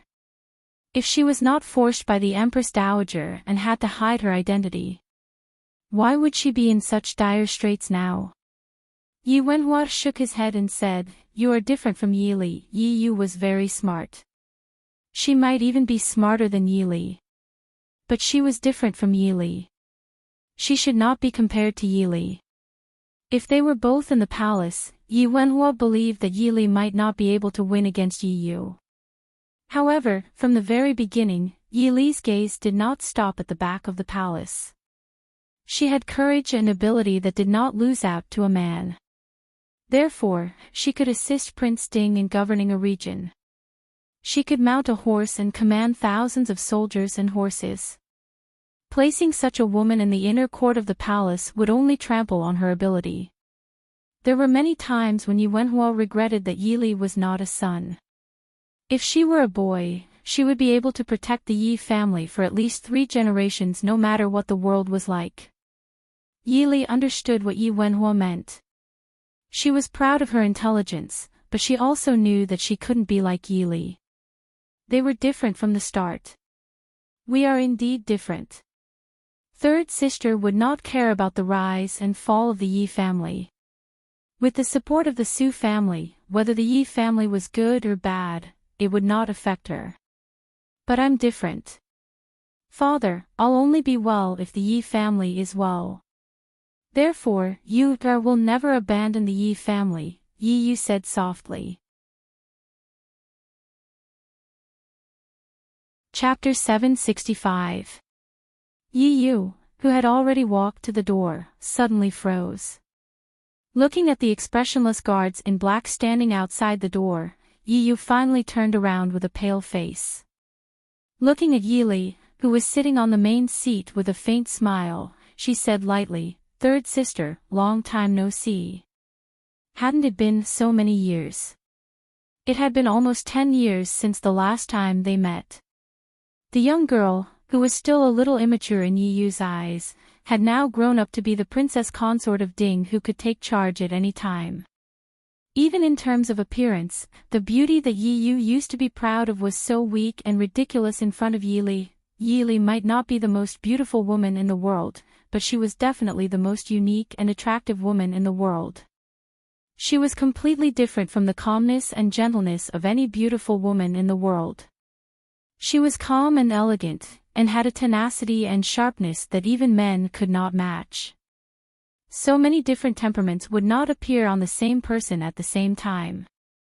But because of this, Yi Li was completely different from any woman in the world. It was no wonder that Mo Jingli still couldn't forget it and even hated Mo Xiuyao. Prince Ding was really lucky and had good taste. Many people had said this sentence. Even someone as proud as Yi Yu had to admit that her sister from the same father did pay attention to making Prince Ding, who looked down on the world, bow down. Looking at Yi Yu's calmness, Yi Li's eyes flashed with a trace of admiration. How have you been these years, second sister? Yi Yu lowered her eyes and smiled faintly. What's there to be good about? I'm just living an ignoble life. While Yi Yu was looking at Yi Li was also looking at Yi Yu. No wonder the people arranged by Prince Ding Mansion in the Yi Mansion did not recognize her. Not to mention that Yi Yu had been living in seclusion and rarely met people, her current appearance made it difficult for people to associate her with the beautiful Yi Zhaoyi from many years ago. After so many years, Yi Yu's appearance had also changed greatly. In the past, Yi Yu was delicate and charming. Now, Yi Yu's beauty was still the same, but there was a hint of gentleness and delicateness to her. If Yi Yu was a begonia in the past, then the current Yi Yu was more like an osmanthus flower. It didn't look as dazzling as before, but if one looked closely, it would make one feel nostalgic again and again. If they didn't know in advance, even if they saw Yi Yu from somewhere else, they would only think that she was someone who looked similar to her. Since you're living an ignoble life, why don't you just die? Mo Xiuyao, who was beside Yi Li, asked casually. Even if the words that came out of his mouth were almost emotionless, one could still feel the endless killing intent. Yi Yu's face turned pale. In the entire glass city, the person she feared the most was Mo Xiuyao. If it was Yi Li, she could still deal with her with words. But against Mo Xiuyao, she couldn't do anything. If possible, Yi Yu really didn't want to go against Mo Xiuyao and Yi Li. She didn't even want to have anything to do with the Prince Ding Mansion. But from the moment she came to Glass City, she was destined to face Mo Xiuyao and Yi Li. It wasn't just Yi Yu. Yi Wenhua, old Madame Yi, and Wang Shi, who were standing at the side, also turned pale. Wang Shi suppressed the fear in her heart and stood in front of Yi Yu. Prince, what do you mean by this? Yu is the daughter of the Yi family. Can't she be here? Mo Xiuyao held Yi Li's hand with one hand and leaned against the armrest with the other. He knocked on the mahogany armrest at a leisurely pace, but everyone's hearts were in their throats. After a while, Mo Xiuyao smiled faintly. It seems that Madame Yi has forgotten what your daughter did to Yi Li. Yi Wangshi trembled slightly. That was so long ago. Moreover, isn't Yi Li fine now? Mo Xiuyao narrowed his eyes and laughed out of anger. That makes sense. Since that's the case, I'll let Yi Yu die.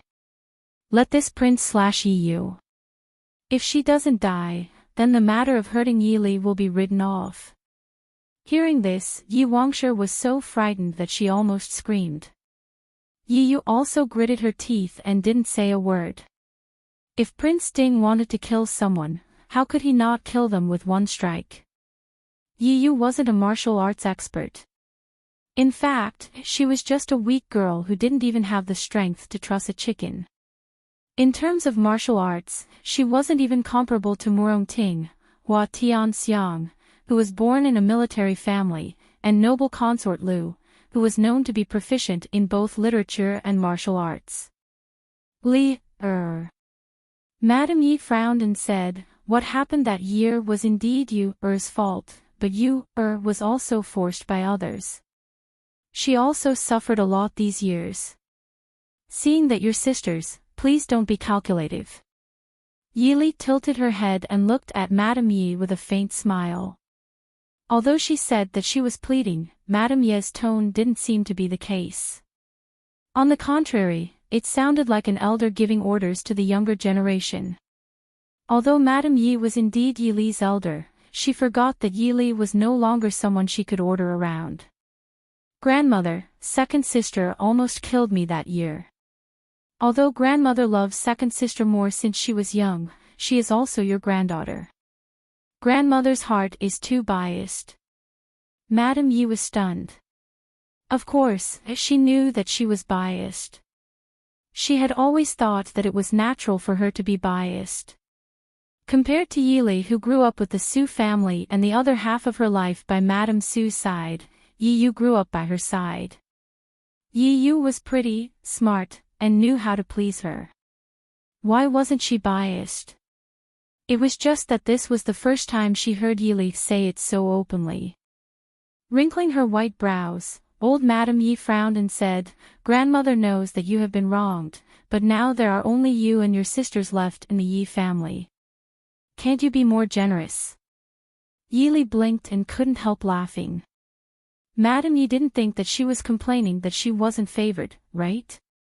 She looked up at Mo Xiaoyao. Mo Xiaoyao raised his eyebrows. That was what Madame Yi meant. Yili smiled and asked slowly, "Grandmother, if I let second sister go, what are you going to do with her?" Before Madame Yi said anything, Yi Wenhua said seriously, "I will build a Buddhist hall in the mansion. In the future, she will live in the mansion and pray to Buddha. She will never go out." "Nonsense." Madame Yi's face darkened. She stared at Yi Wenhua unhappily. She spent so much effort to persuade Yili. It was not suitable for her to build a Buddhist hall in the mansion and keep an idle person. Yili raised her eyebrows and looked at Yi Wenhua with a smile. She said, "Grandmother, what do you mean?" Madame Yi raised her eyes and said, "Since you and Prince Ding don't welcome us, your father and I plan to go to Jiangnan with Ying. Since you and are sisters, why don't you let her come with us?" "Father, do you mean the same?" Yili looked at Yi Wenhua and asked lightly. She didn't believe that Yi Wenhua didn't know about the relationship between the Prince Ding mansion and Mo Jingli. If he chose to leave with them, it meant that he also planned to be the enemy of the Prince Ding mansion. Then she didn't need to be polite. "No." Yi Wenhua shook his head and said, "I won't leave Li City. Yi Rong won't leave either. I don't want anything else. I just want to see Rong get married and have children." Yili was very satisfied with Yi Wenhua's choice. Even if she didn't like Yi Wenhua, it couldn't change the fact that he was her biological father. Yili wasn't the kind of person who was so heartless that she wouldn't care about killing her own father. After all, she had been in a military family for more than 20 years in her previous life. She still had a good view of the world.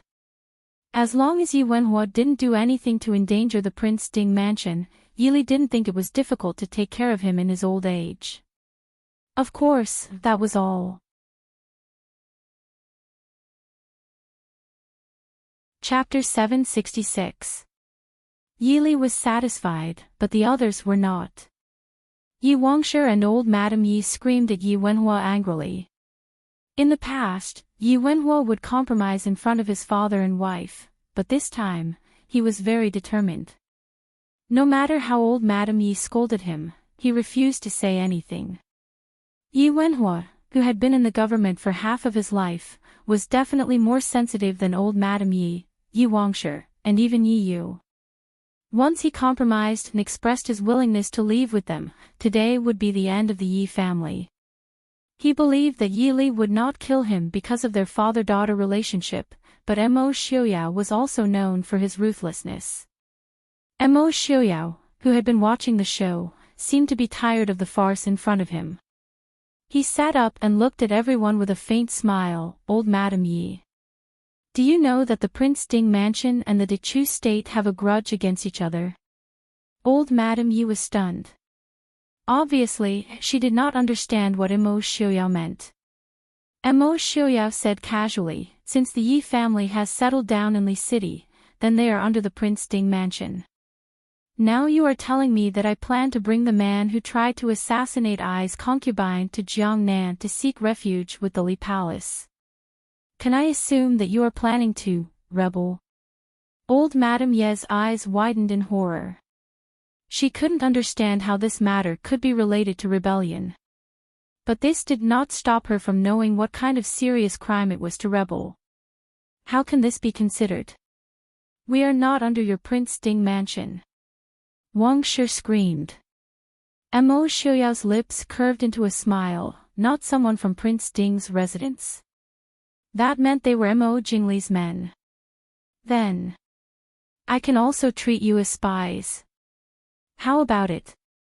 For the sake of Mr. Li, I will allow you to choose the way you like to die. This time, old Madam Yi and Madam Yi were really scared. They looked at Mo Xiaoyao's handsome face and trembled. No. Don't. Yi Yu, who had been silent all this while, took a step back and fell into the chair behind her. In the end, she had underestimated the abilities of the Prince Ding Mansion. She had planned everything well. She avoided the chaos of war and followed Wang Shi to Li City. She met Mo Jingli and persuaded Mo Jingli as she wished. However, he didn't expect to be defeated at this critical juncture. In the end, she was just a weak woman without the strength to truss a chicken. No matter how smart he was, without enough bargaining chips, he would not be able to withstand a single blow from a colossus like the Prince Ding Mansion. And obviously, Yi Yu was the type of person who didn't have enough bargaining chips. The bargaining chips in her hands were only useful to Mo Jingli. In the eyes of others, they were of little value. Mo Xiaoyao stood up and walked slowly to Yi Yu. He lifted her chin condescendingly and looked at her carefully for a long time. Then, he said lightly, "You are the first person who dared to make a move on Mr. Li. I have always remembered you." Hearing this, Yi Yu didn't feel the slightest bit of surprise. Instead, she shivered. Her beautiful eyes were full of fear. However, Yi Yu could escape from the Empress Dowager and the imperial family. She could also escape the investigation of the Prince Ding Mansion. She had traveled thousands of miles from the capital to the Yi family's hometown in the southwest. She could even live peacefully for so many years. Naturally, she wouldn't be so easily frightened. After calming down, Yi Yu tried to make her voice sound calmer. She said to Mo Xiaoyao, "Prince, what happened to third sister? It was the Empress Dowager who forced me. I also had no other choice. Prince, please be magnanimous. Yi Yu will repay Prince's kindness of not killing me even if it costs me my life." "Forced you to do it?"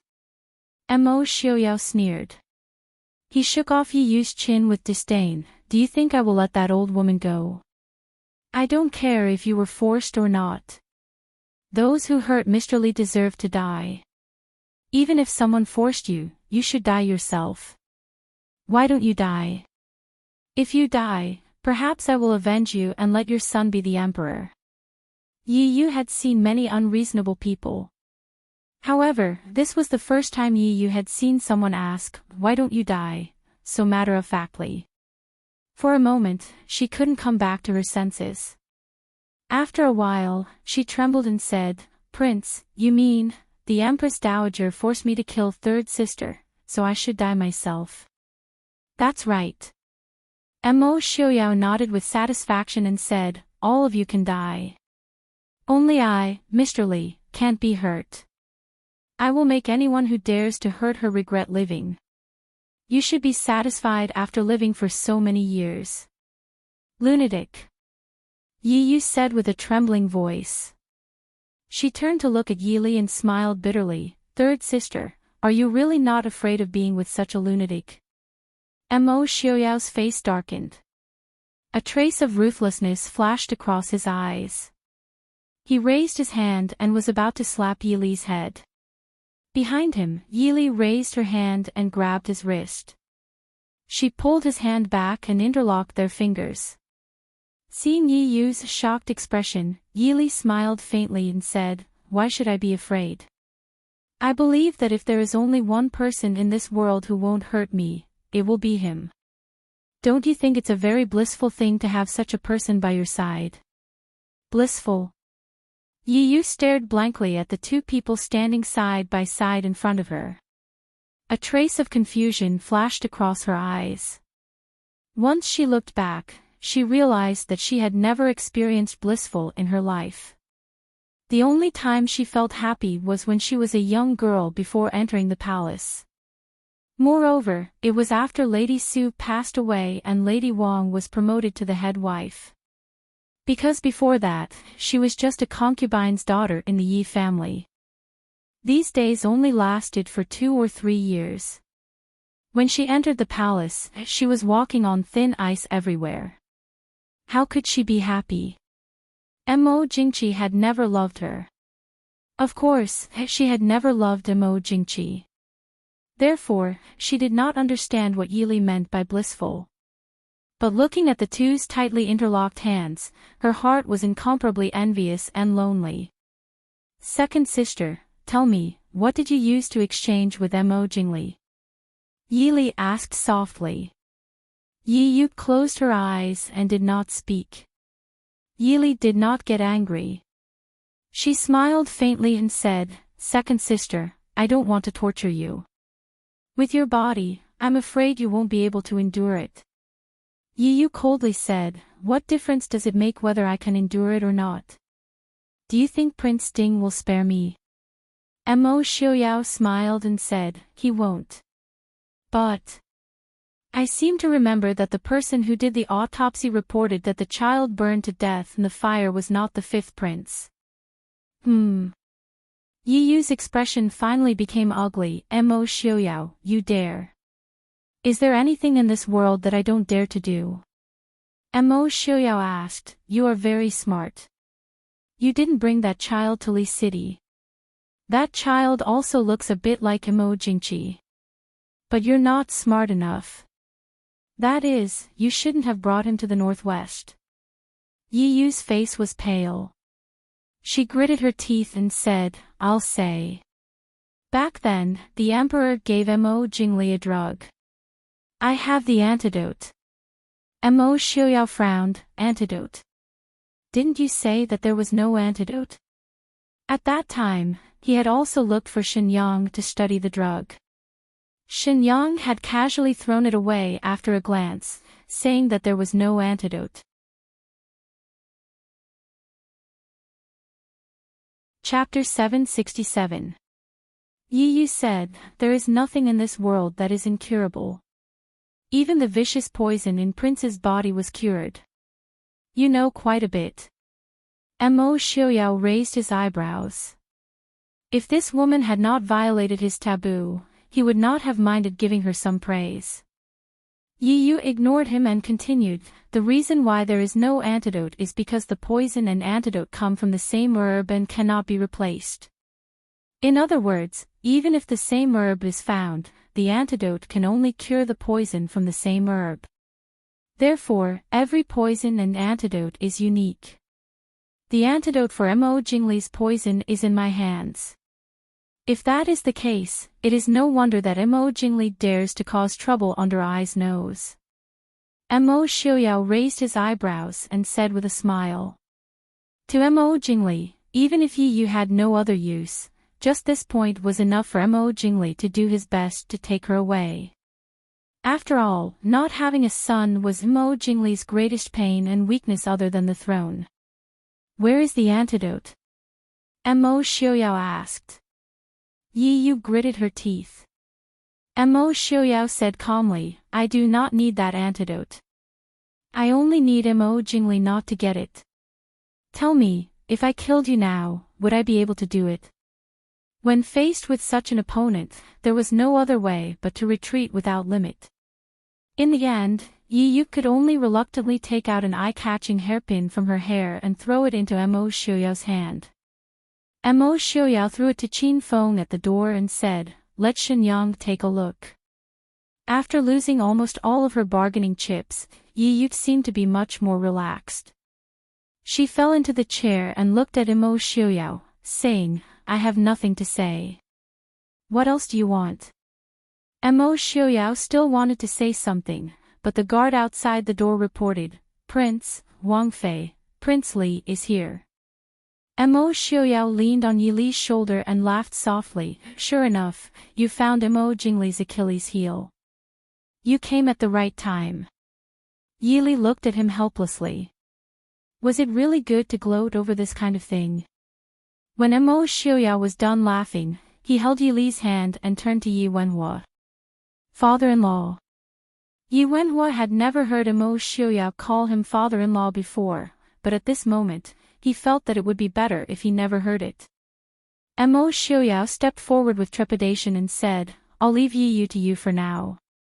If anything were to happen, your entire family would be dead." "Yes. I understand. I won't let them do anything rash." Yi Wenhua replied in surprise. He almost didn't expect that today's matter would end well. He thought that Yi Yu was going to die. He didn't expect that Mo Xiuyao would unexpectedly relent, so he quickly agreed. After all, Yi Yu was his daughter. Mo Xiuyao nodded with satisfaction and left with Yi Li. In the study, old Madame Yi and others didn't catch their breath until all the guards outside the study left. Wang Shi pulled Yi Wenhua's sleeve and cried, "Old master, what should we do now?" Yi Wenhua's face was as calm as water. He stared at Wang Shi, who was crying for a long time. Just when Wang Shi thought that he was going to say something, he slapped her hard on the face. This slap was even harder than the previous one. Wang Shi's head hit the edge of the table, and blood immediately flowed out. "Old master. Father. What are you doing?" The three of them screamed in fear. Yi Wenhua stared at Mrs. Wang and said, "Stay in your own room obediently. If you dare to step out of the room, you can get the divorce papers and get out." "Old master." Wang Shi was so scared that she even forgot to cry. Yi Wenhua stopped talking to her after he finished talking. He looked at Yi Yu and said, "And you, don't be so smart if you don't want to die. Don't drag the Yi family down with you." Yi Yu lowered her eyes and clenched her hands that were hidden in her sleeves. "Father, I know. It's good that you know," Yi Wenhua said in a low voice. Old Madame Yi frowned. She was very unhappy with her son's tough behavior. Yi Wenhua didn't wait for her to finish and said sternly, "Mother, do you really want to see the Yi family die without any descendants?" Old Madame Yi was shocked and said, "How can it be? You are Yi Li's biological father, how dare she?" Yi Wenhua smiled bitterly and said, "Li may not, but when did Prince Ding really treat me as his father-in-law? Mother, do you know how many people Prince Ding has killed these years? Or do you think that he can't do it?" Old Madame Yi was silent. These years, Mo Xiuyao had killed many people on the battlefield. Just for Yi Li alone, how many people had he killed?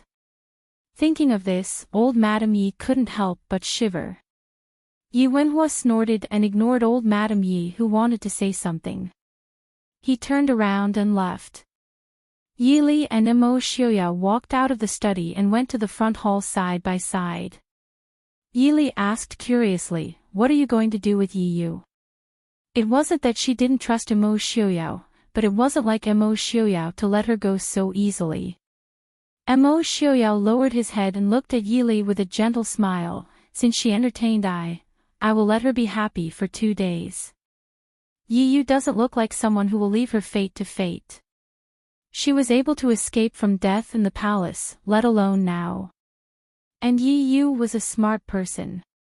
She must have guessed that Imo Xiuyao wouldn't really let her go. She was afraid that something would happen if she was left alone. Imo Xiuyao smiled faintly and said, I am afraid that she will leave her fate to fate. That year. Didn't she want to burn Li to death?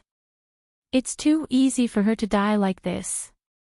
Li, don't worry about her. Come with I to play with Mo Jingli. He didn't give Yili time to think and pulled Yili to the front yard. Xue Jing and Wei Lin, who were following behind them, couldn't help but shiver. They both looked at each other. Was Prince planning to burn Yi Yu alive? Chapter 768. In the main hall of the Yi Manor, Mo Jingli sat and drank tea with a gloomy expression.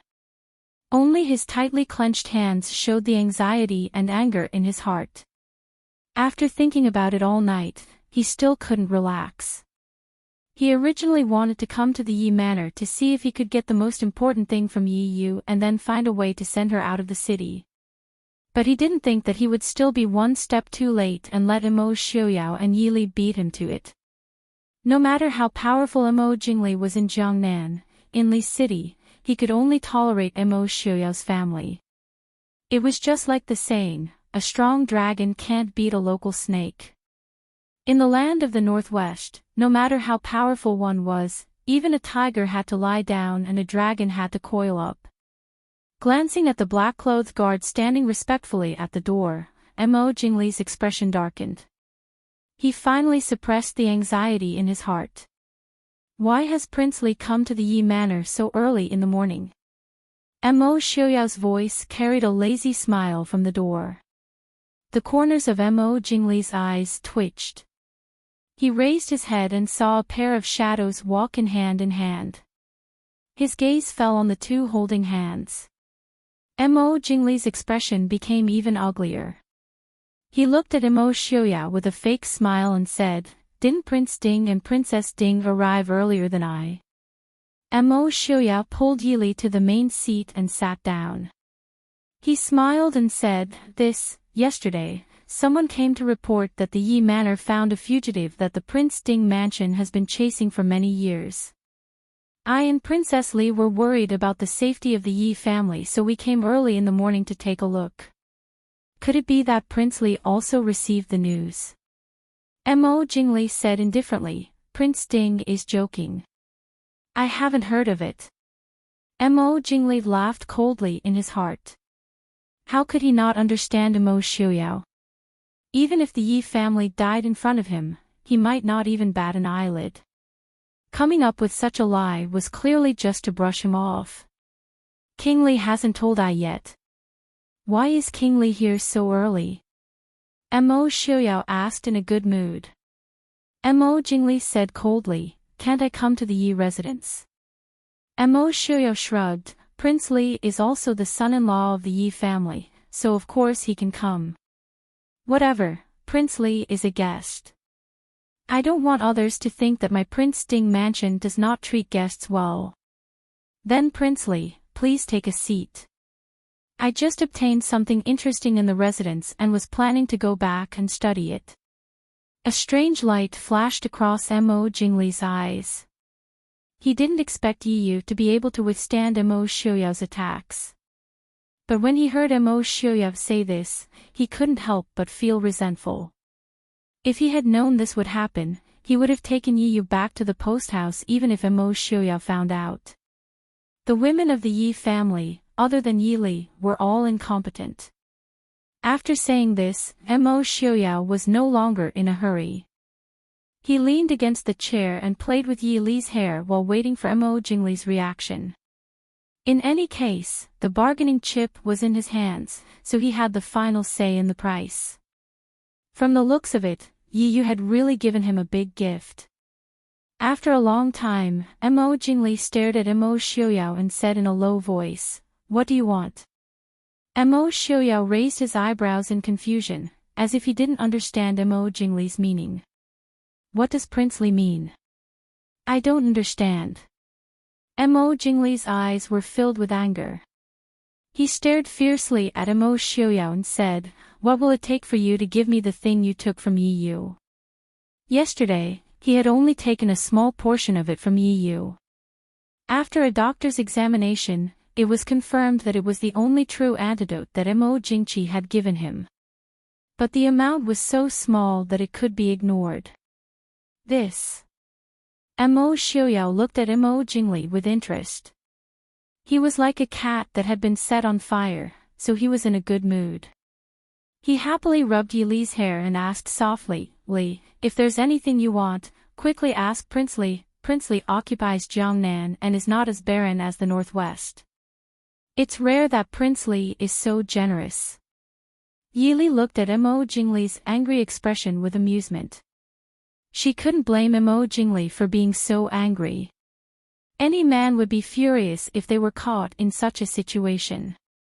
Of course, Yi Li didn't know that the reason Emo Jingli was so angry was because Yi Li was sitting right in front of them and listening to their conversation.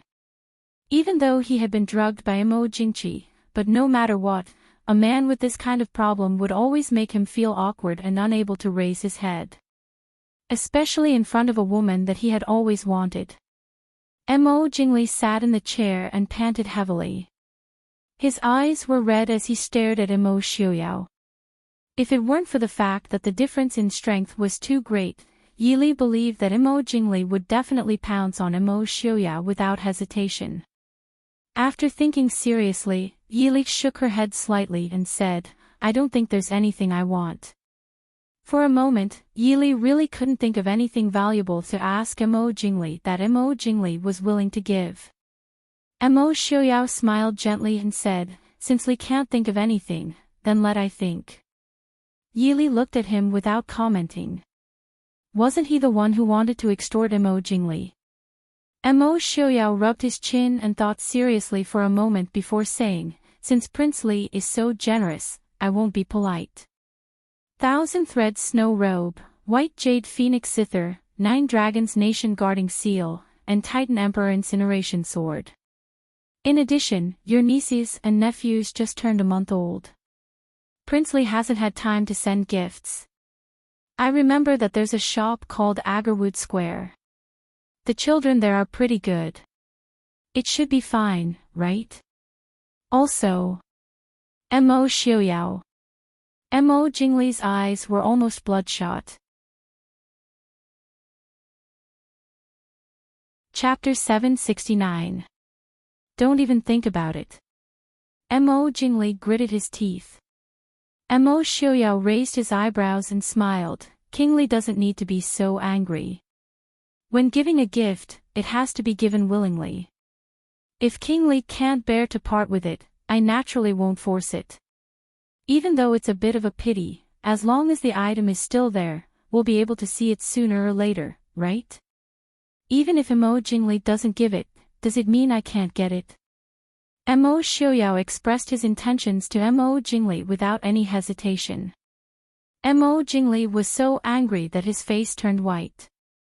Helpless, from the start, he was destined to be at a disadvantage in this exchange. Emo Xiaoyao wasn't in a rush. He smiled and said, "King Li can go back and think about it before giving I a reply." "Ah, right, if King Li is interested in the second miss, you can also bring her back. Consider it I's return gift." Emo Jingli's face darkened. He glared fiercely at Emo Xiaoyao before turning and leaving. Compared to what he had lost, even 100 Yi Yus couldn't make up for it. What did he want Yi Yu for? If he saw Yi Yu right now, he would only want to strangle that woman to death.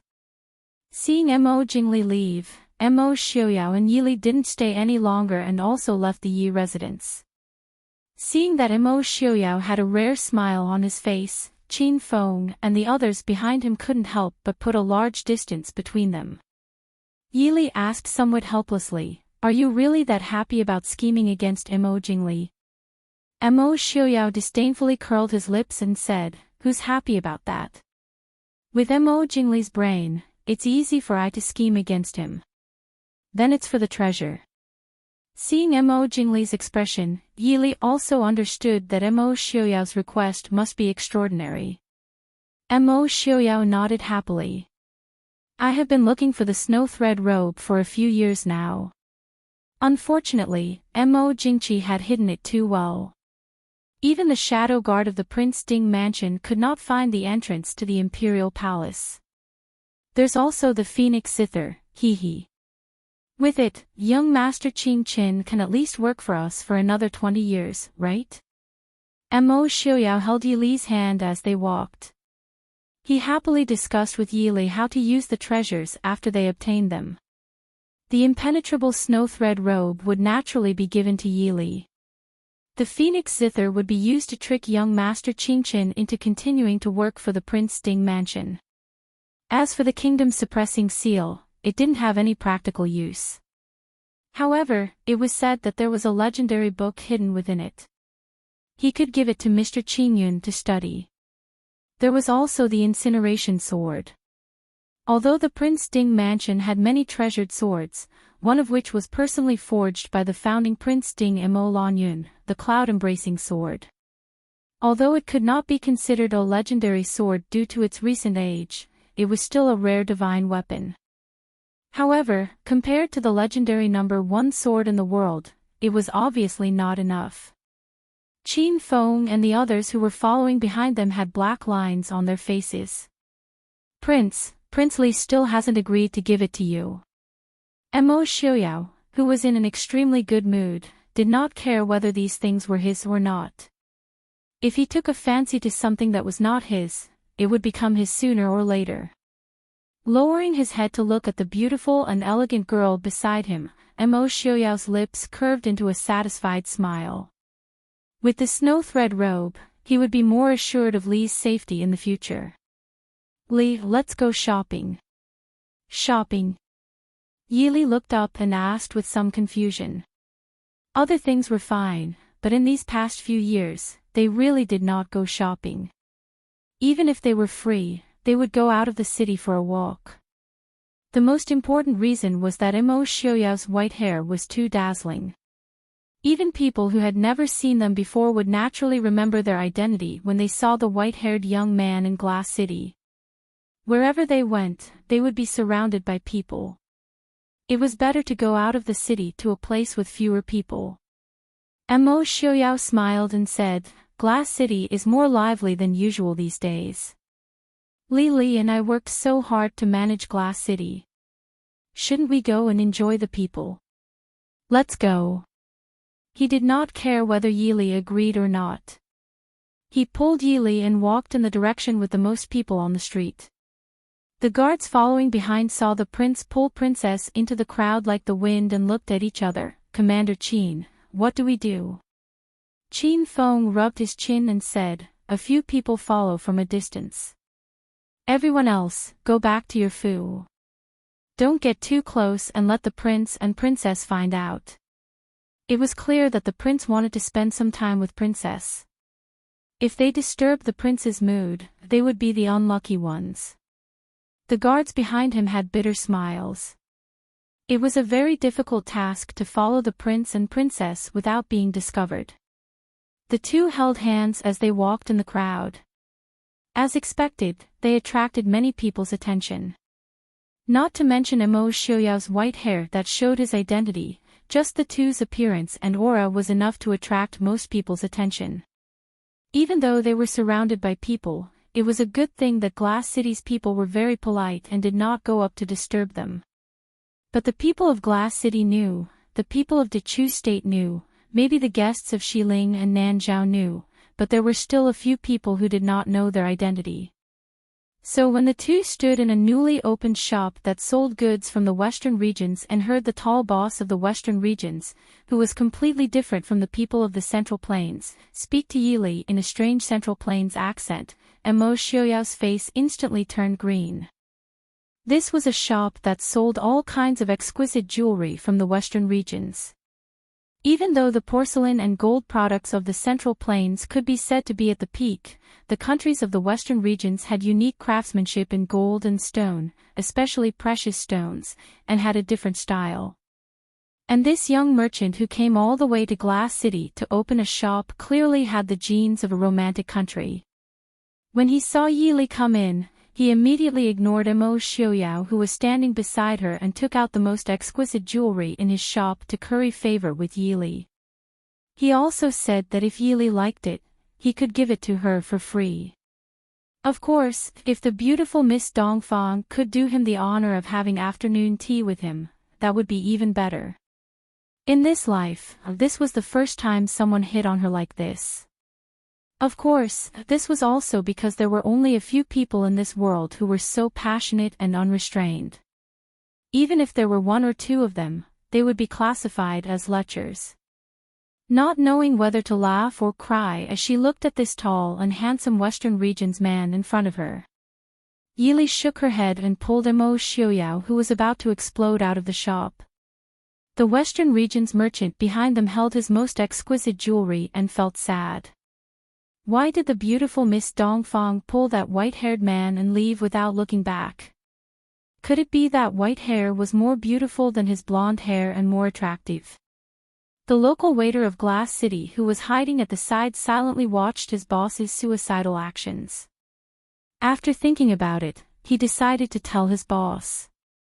After all, although this Western Region's boss who had just arrived was a bit strange, he was still very good to people.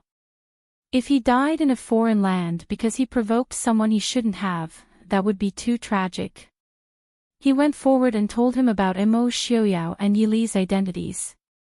He also emphasized that the prince and princess were very close and had a very good relationship. The blonde young man who had just heard this immediately shouted, "You're saying that beautiful miss is a princess?" The waiter nodded and the blonde young man instantly went crazy, but that miss looks like she's only 15 or 16 years old. I heard that the powerful princess should already be the mother of 3 children.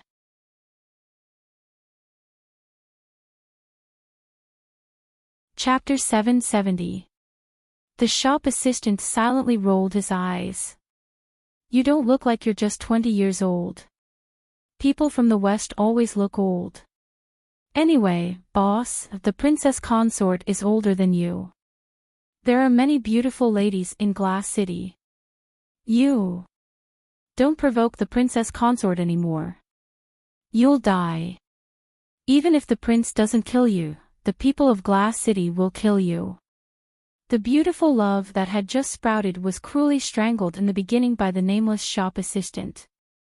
They were indeed a passionate and unrestrained people. The blonde young man was dispirited for a moment before he became lively again.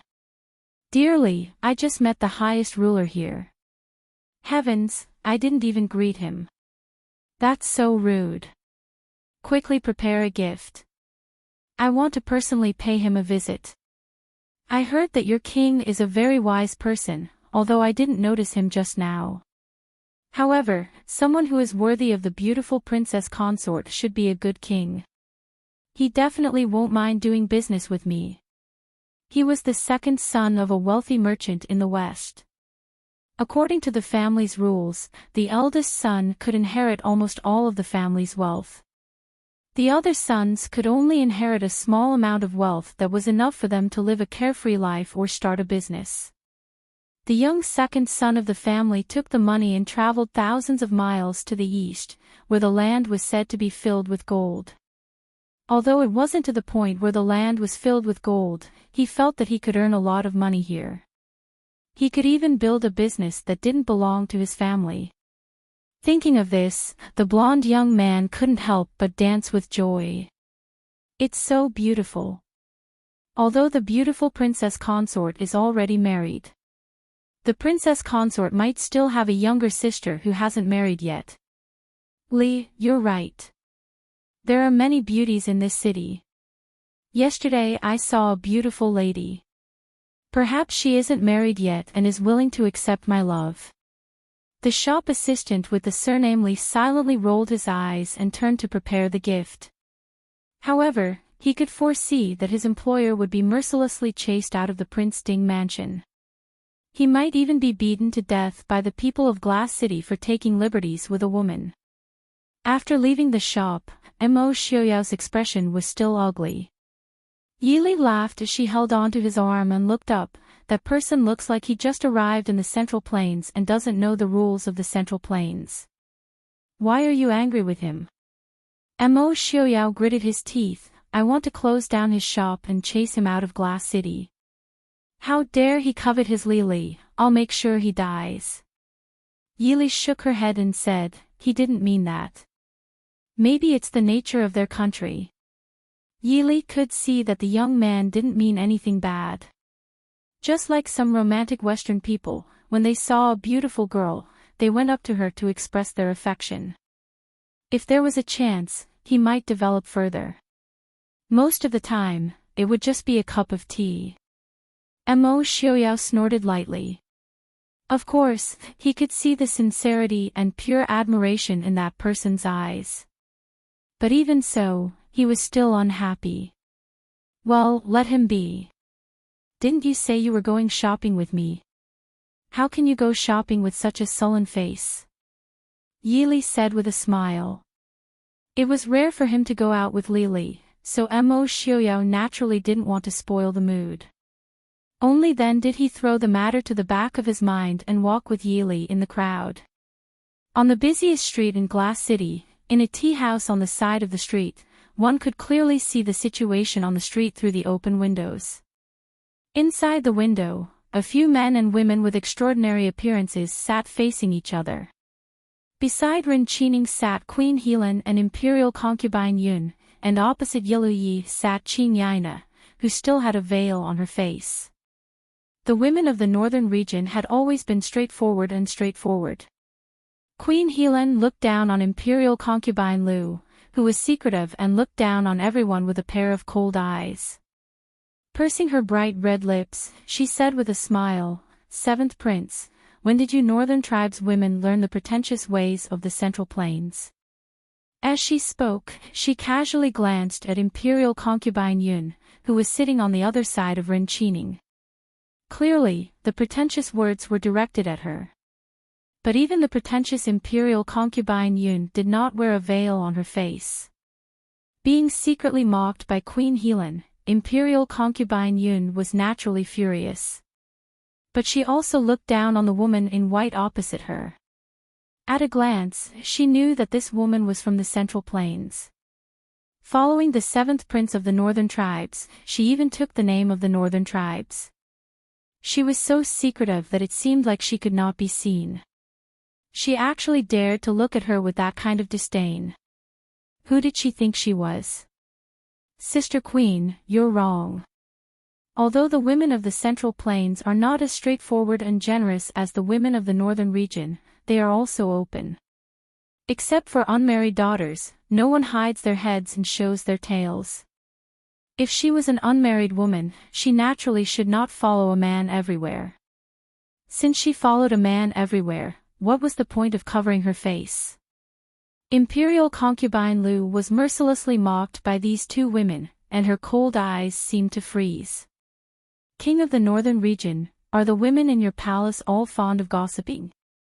Or did Mo Xiaoyao kill all the women of your northern region before bringing these two women out to make a fool of yourself? As soon as these words came out, not only Queen Helan and Imperial concubine Yun, but also Ren Qining's expression changed. He stared at Imperial concubine Lu for a long time with gloomy eyes, and then said to Yilu Yi lightly, "Brother Yilu, your fiancé is interesting." This time, it was Imperial concubine Lu's turn to look ugly. Just like how she disdained to quarrel with Queen Helan and Imperial concubine Yun and directly talked to Ren Qining. Ren Qining ignored her and directly talked to Yilu Yi, which also showed that he disdained to argue with a woman. Yilu Yi vaguely gave Imperial concubine Lu a warning look. Although Imperial concubine Lu was angry, she could only secretly suppress the anger in her heart. Queen Helan looked at Yilu Yi, then looked at Imperial concubine Lu, and said with a smile, "I am indeed not as good as my cousin, but I am still presentable, right? Seventh Prince, there are still many suitable women in the northern region who are suitable to be wives. Your woman is not good." Imperial concubine Yun did not care about the fight with Queen Helan at this time, and asked gloatingly, "What's not good about her?" "I think this girl is very beautiful. She is too old. A woman of this age in the northern region can be a grandmother," Queen Helan said without any trace of politeness. The women of the northern tribes married at an earlier age than the women of the central plains. There were really many women of Imperial concubine Lu's age who could be a grandmother or grandmother. No matter how beautiful Imperial concubine Lu was, some traces of age could not be concealed.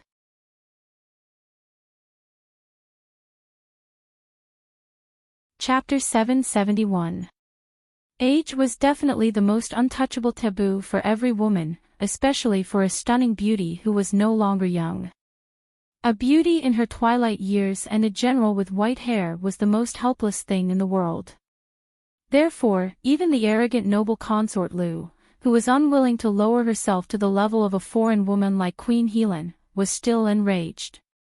"Bitch, what did you say?" Noble consort Lu was trembling with anger as she glared at Queen Helan and snapped. Queen Helan was only 16 or 17 years old this year. She was really at the age of a flower. Although she didn't have the delicate and fair complexion of the women of the Central Plains, her young complexion still looked healthy and delicate under the sun. This was exactly what noble consort Lu lacked at her age. No matter how exquisite her makeup was, no matter how hard she tried to maintain her youthful skin in her 30s, she would never have the tender skin of a young girl. What's more, she had suffered for a long time in the past 2 years, which almost made her years of maintenance go to waste. Although she had tried her best to maintain herself in the past 2 years, her complexion could never return to its peak. Queen Helan's words undoubtedly sprinkled a handful of salt on her wound mercilessly. Presumptuous. Queen Helan's face darkened. She raised her chin and stared at noble consort Lu proudly. "Seeing that you are Prince Yelu's woman, I will yield to you. Believe it or not, I will smash your face and you won't be the royal consort of the northern tribes. I don't believe that the king of the northern tribes will make trouble for me because of this." Noble consort Lu glared at Queen Helan as if poisoned. Yelu Yi frowned and said in a deep voice, "All right, Queen Helan." Qing Yaina spoke without thinking, "Please forgive her. However, you also spoke rudely first. Why don't we just let it go?" Queen Helan glanced at Ren Qining, who obviously didn't intend to stand up for her, snorted and turned her head away without speaking. Noble consort Lu was originally unwilling, but under Yelu Ye's warning gaze, she gave up. "Hey, isn't that Prince Ding and Princess Ding?" Queen Helan looked out of the window and saw Mo Xiaoyao and Yili strolling hand in the crowd. In the crowd of black-haired people, Mo Xiaoyao's white hair was naturally very conspicuous. Hearing this, the others also looked over. Sure enough, he saw an outstanding man and woman walking side by side in the crowd. The two of them held hands as they chatted and laughed. Mo Xiaoyao was wearing a light green robe with silver embroidery. A jade belt was tied around his waist, and his long silver hair was casually draped over his shoulders. He lowered his head and looked at the black-haired woman beside him. His light laughter was completely different from his usual indifference and coldness. The woman standing beside him had black hair that was tied up in a loose bun. She casually dabbed a purple-stamped hibiscus flower, and a delicate silver dangling hairpin gently swayed beside her ear, which made her beautiful face even more elegant and graceful, causing people to be unwilling to look sideways. Yi Li was wearing a very simple white robe with silver embroidery, and a light purple jade pendant was tied to her silver belt. The two of them were obviously not dressed formally, but as they walked in the crowd, everyone's eyes couldn't help but follow them. It wasn't clear what Mo Xiaoyao said, but Yi Li angrily glared at him. She raised her hand to snatch the thing in his hand, but Mo Xiaoyao let her pass with a smile. He held her waist with one hand and brought the thing in his hand to her lips with the other. Only then did the crowd see clearly that Imo Xiaoyao was holding a stick of candied haws. Ren Qining and Yilu Yi couldn't help but twitch their mouths. With their status, no matter which woman they doted on, they would never do such a thing. But seeing Imo Xiaoyao do it so calmly and without any pretense, it was obvious that he was enjoying it.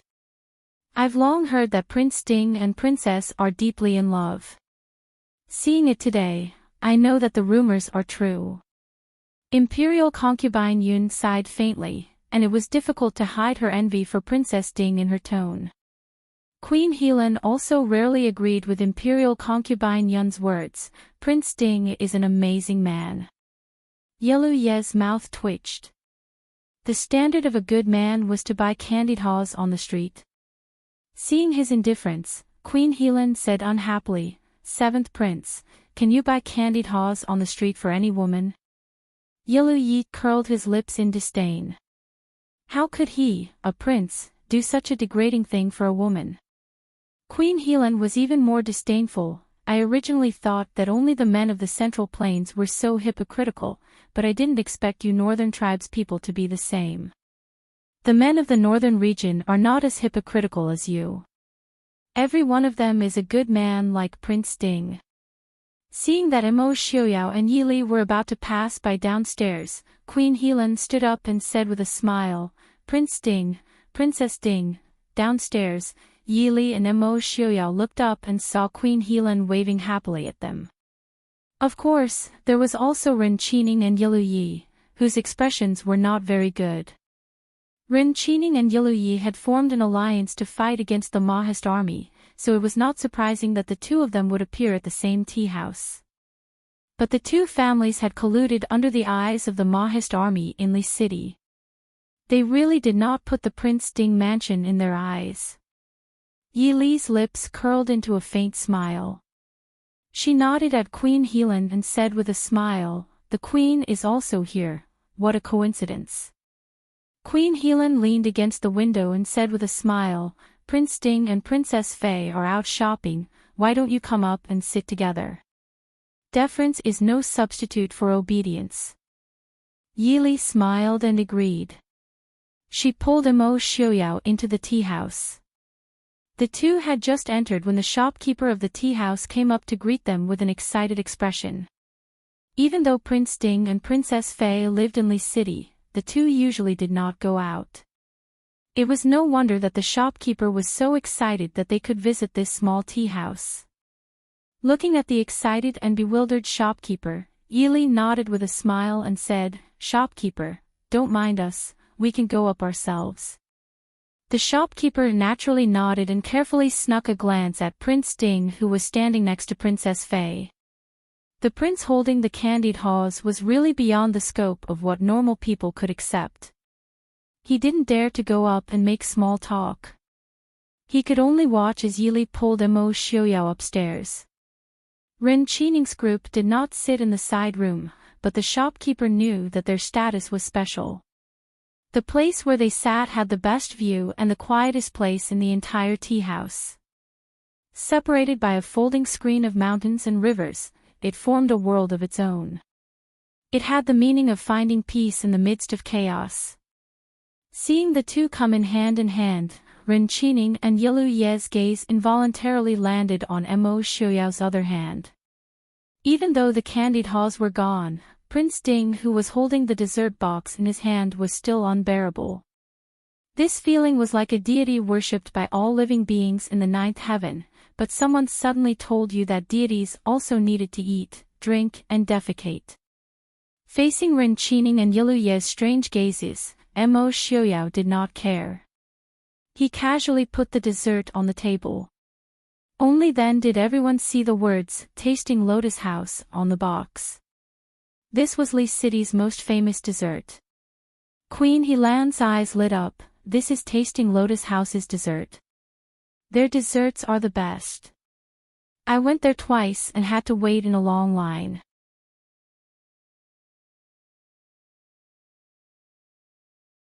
Chapter 772. Imo Xiaoyao and Yi Li obviously didn't need to line up. Even if they were willing, the customers in front of them would immediately give up their seats. Mo Xiaoyao smiled faintly. Not bad, Li also likes it. If the queen likes it, you can try it. Queen Helan didn't hold back and said with a smile, then many thanks to Prince Ding. Prince Ding really is a good person.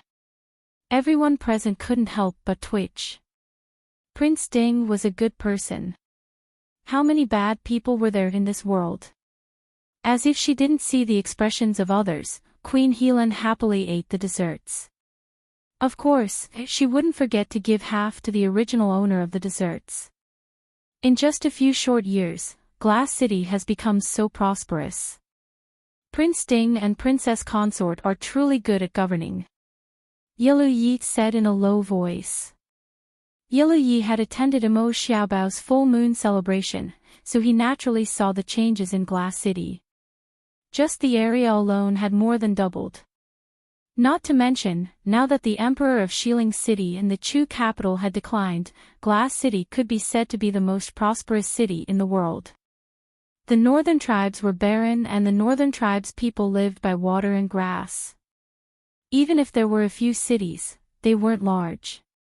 Even the most prosperous royal house of the northern tribes couldn't compare to a second-rate city in the Central Plains. Therefore, the prosperity of the Central Plains made the northern tribes' people envious. Although the northern tribes had many cities that they had seized from the Dechu state, the northern tribes' people were brave and invincible in war, but governing a country wasn't something that could be trusted just by fighting. In Yilu Ye's hands, the city that was originally considered to be in a good condition was now in a state of decline, like the sun setting in the west. Mo Xiaoyao said faintly, "Seventh Prince is overpraising. Compared to the Chu capital and Jiangnan, the northwest is still very barren. I am just doing my best." The two men didn't think much of his modesty. No matter how prosperous and rich Mo Jingli was in Jiangnan, there was nothing to worry about. But Mo Xiaoyao was different. At least in the short term, no one dared to take anything from him. Although these days in Glass City, in order to avoid suspicion and show respect to the master, the nobles of the various countries did not interact much. However, they all had their own sources of information. At the very least, the West Hill, which had lost a large amount of land but had recovered it from the Dechu state, had no intention of provoking Mo Xiaoyao for the time being. Lei Jinting focused his attention on Mo Jingli of Jiangnan instead. If that was the case, they would have to think twice before going against Mo Xiaoyao. After all, regardless of whether they could win or not, if they ended up benefiting others, then the losses would outweigh the gains. As for Yilu Yi, for the time being, he no longer had any plans to start a war with Mo Xiaoyao. Within the northern militant kingdom, there was news that his brother, the crown prince, was on the move. In addition, during this period of time, the battle with the Mahist army had been intense. This made his mind, which had been blinded by victory, clear up a little. If his brother, the crown prince, gained the upper hand within the kingdom, then even if he defeated Mo Xiaoyao once or twice, it would be of no use. Unless he could completely wipe out the Mahist army, otherwise it would just be a waste of his own strength. Thinking about how Yilu Hong's relationship with the Prince Ding mansion was much more harmonious than his own, Yilu Ye's heart moved slightly. Looking at Mo Xiaoyao, his gaze became more clear and deep. "Prince Ding, I have a business deal that I would like to discuss with Prince Ding. What do you think?" "Business deal?" Mo Xiaoyao seemed to have heard a joke. "Seventh Prince, your northern militant army is still eyeing the border like a tiger watching its prey. What business deal do you want to discuss with I?" Yilu Yi smiled carelessly. "There is a saying in the Central Plains, there are no eternal friends, only eternal benefits. At the same time, there are no eternal enemies, right?" Mo Xiaoyao raised his eyebrows. "That seems to make sense. Why don't Seventh Prince say it?" Ren Qining, who was sitting opposite, saw that Yilu Yi wanted to discuss a business deal with Mo Xiaoyao in front of him. His face immediately turned ugly. After all, the northern region and the northern militant army were allies.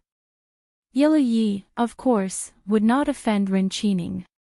He smiled and said, "In fact, this matter is beneficial to everyone. I wonder if the northern region king is interested." Enchanting said indifferently, "I'm all ears." Beside them, Queen Helan frowned. "What's wrong with you men? Didn't you say that you came out to play? Now that you're sitting together, you're talking about these annoying things. I don't want to listen to your nonsense." Hearing this, Enchanting frowned in displeasure. "In that case, the queen should return to the post house first." "Return what? I haven't had enough fun yet." Queen Helan unceremoniously refuted his words, which succeeded in making Enchanting's face even uglier. Yili stood up and said with a faint smile, "In that case, why don't Queen Helan come out with me for a walk, so that this consort can show her hospitality?" Queen Helan's eyes lit up. She happily stepped forward and pulled Yili's arm. "Where is the princess taking me to play? There are so many people in Glass City, so many interesting things. I want to buy some more." Yili smiled. "When the queen leaves, I'll have someone send you whatever the queen likes. Princess Ding, you're really a good person. Let's go." After saying that, she did not care about the other people's reactions and hurriedly pulled Yili downstairs. Yili waved her hand at Imo Xiuyao, indicating that it was fine, and followed Queen Helan downstairs. Imo Xiuyao frowned. From the window, he watched the guards waiting outside the tea house follow them up. Only then did he feel relieved and sit back down. Prince Ding's affection for the princess is really enviable. Noble consort Lu stared at Imo Xiuyao and gritted her teeth. Looking at Imo Xiuyao, who was still handsome and had white hair, she felt awe-inspiring. Noble consort Lu's heart felt as if it was bitten by a poisonous snake. Imo Xiuyao was 1 or 2 years older than her. If the two looked about the same age 2 years ago, now if noble consort Lu took off her veil, even if she was still beautiful, she seemed to be a few years older than Imo Xiuyao. Imo Xiuyao acted as if he didn't hear. He lowered his head and took a sip of tea. He said to Yilu Yi, "What is the deal, Prince Yilu, please say it." The woman who was ignored, even the beautiful face under her face was twisted and ferocious. In another jewelry store in the city not far from the tea house, Yili and Queen Helan sat across from each other in a quiet room on the second floor. Yili leisurely tasted the new tea that the shopkeeper had personally delivered, smiling as she watched Queen Helan curiously play with the various exquisite jewelry on the table. After a while, Yili asked softly, "Does Queen Helan have something to say to this consort?" Hearing this, Queen Helan put down the jewelry in her hand and raised her head. The arrogant and curious smile on her face gradually disappeared. It was replaced by the determination rarely seen in women of the Central Plains and the wisdom and calmness rarely seen in women of the northern region. The sudden change made the originally arrogant young woman look a little more imposing. Queen Helan nodded and said with a smile, "I knew I couldn't hide it from Princess Ding." Yili smiled and said, "The queen showed goodwill to this consort on the first day. If this consort couldn't see through it, wouldn't I disappoint the queen? It's just that I don't know what matter the queen wants to discuss in private without the northern region king." Queen Helan looked deeply at Yili and said in a deep voice, "I want to cooperate with King Ding's mansion." "No, it should be. We, the people of the northern region, want to cooperate with the Prince Ding mansion."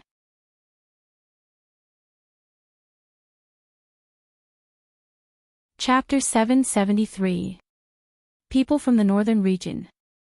Yili paused for a moment and said, "Isn't it the northern region?" There were now 2 kinds of people in the northern region, the native people of the northern region and the Central Plains people who claimed to be the survivors of the previous dynasty. These so-called survivors of the previous dynasty were just the people of Dechu state who had turned to Enchanting or had been taken in by him in recent years. Enchanting trusted the Central Plains people more. If he wanted to restore the orthodoxy of the previous dynasty, he would have to suppress the people of the northern region and even abandon them completely in the end. Otherwise, his so-called orthodoxy of the Central Plains would not live up to its name and would not be accepted by the Central Plains literati. Unless he was willing to use the northern region as the country's name and rule the Central Plains as a foreign race. But in this way, not only would he be resisted several times or even hundreds of times more than before. Even the Central Plains people who were originally loyal to him might betray him. From the very beginning, there had been irreconcilable contradictions between the two tribes. That was why Mr. Qingyun told Enchanting that he was wrong from the beginning.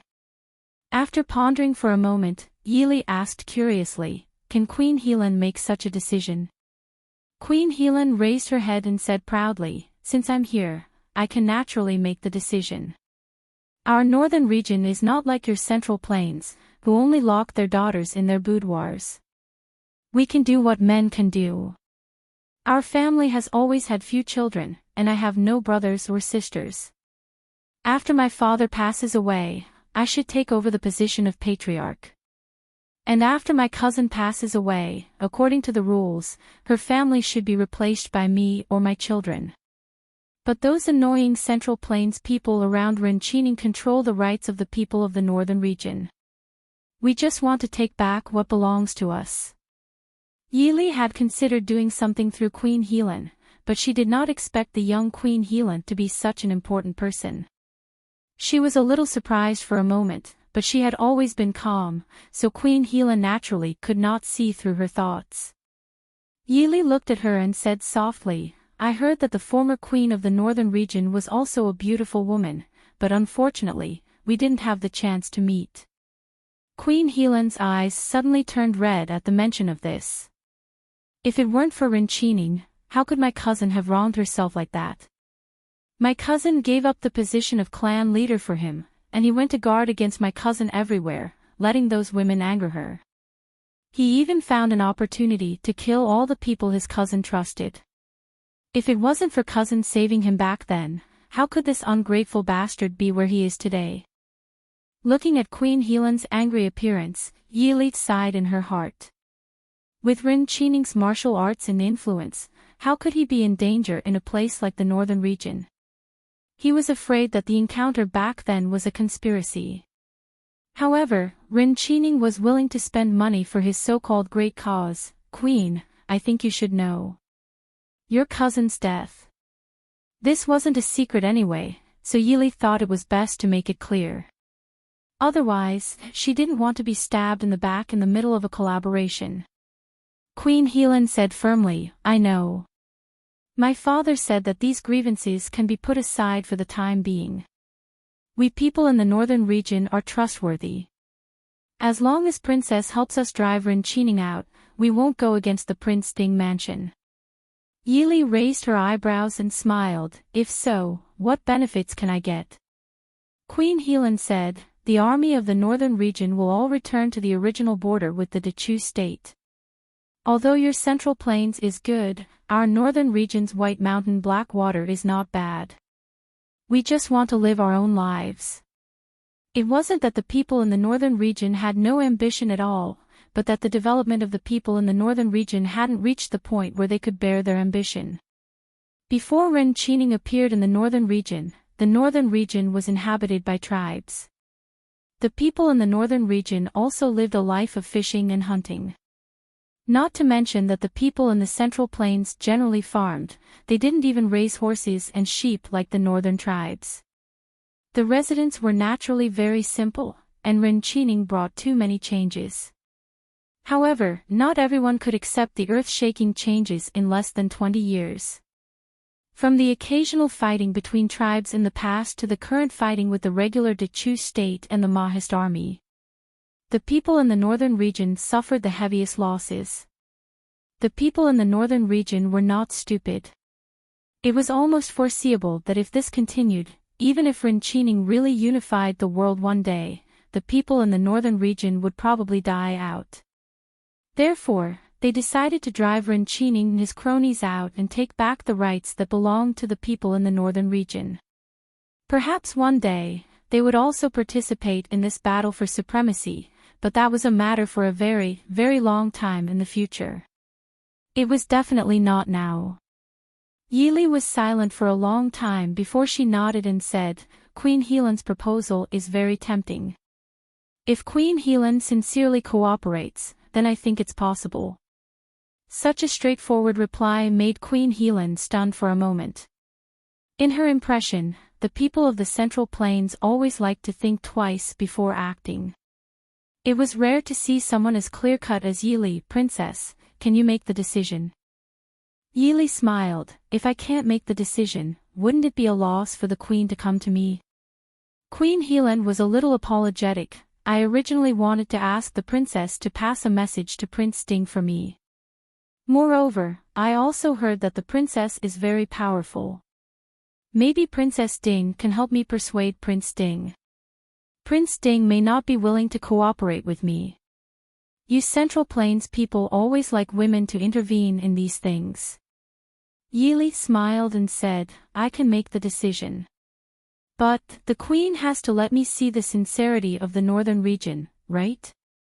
Otherwise, how can I trust the queen?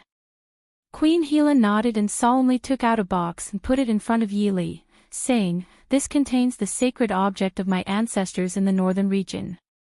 With it, you can exchange all the people of the northern region's 26 clans to do one thing for you. As long as you mention it, all the people of the northern region will go through water and tread on fire for you. This is the most honorable treasure of our northern region. For the time being, the princess will keep it. Yili opened the box. The inside of the box was covered with brown patterned animal skin, which looked like the skin of a tiger. There was a short knife on the animal skin. It looked a little rough, but many of the engravings on it had been blurred and rounded. Obviously, it had been there for a long time. The material of the short knife was neither iron nor copper. It was not a common jade knife, but seemed to be made of stone. Although Yili was not superstitious about the binding force of tokens, she also knew that some people believed in the so-called sacred objects. The queen is not afraid that I won't return it.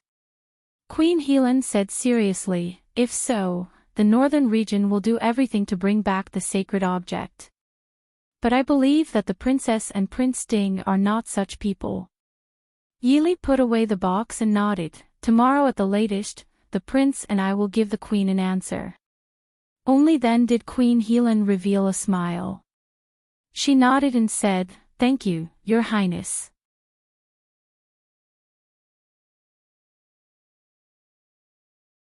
Chapter 774. After Yili and Queen Helen finished their discussion and reached a satisfactory agreement, Queen Helen happily followed Yili downstairs with a large pile of adjusted jewelry. After this deep conversation, both of them had a deeper understanding of each other, and their admiration and respect for each other increased.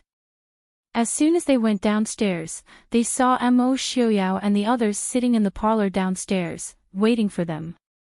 Not only were Mo Xiaoyao and Enchanting looking for them, but even Yilu Yi and noble consort Lu were there.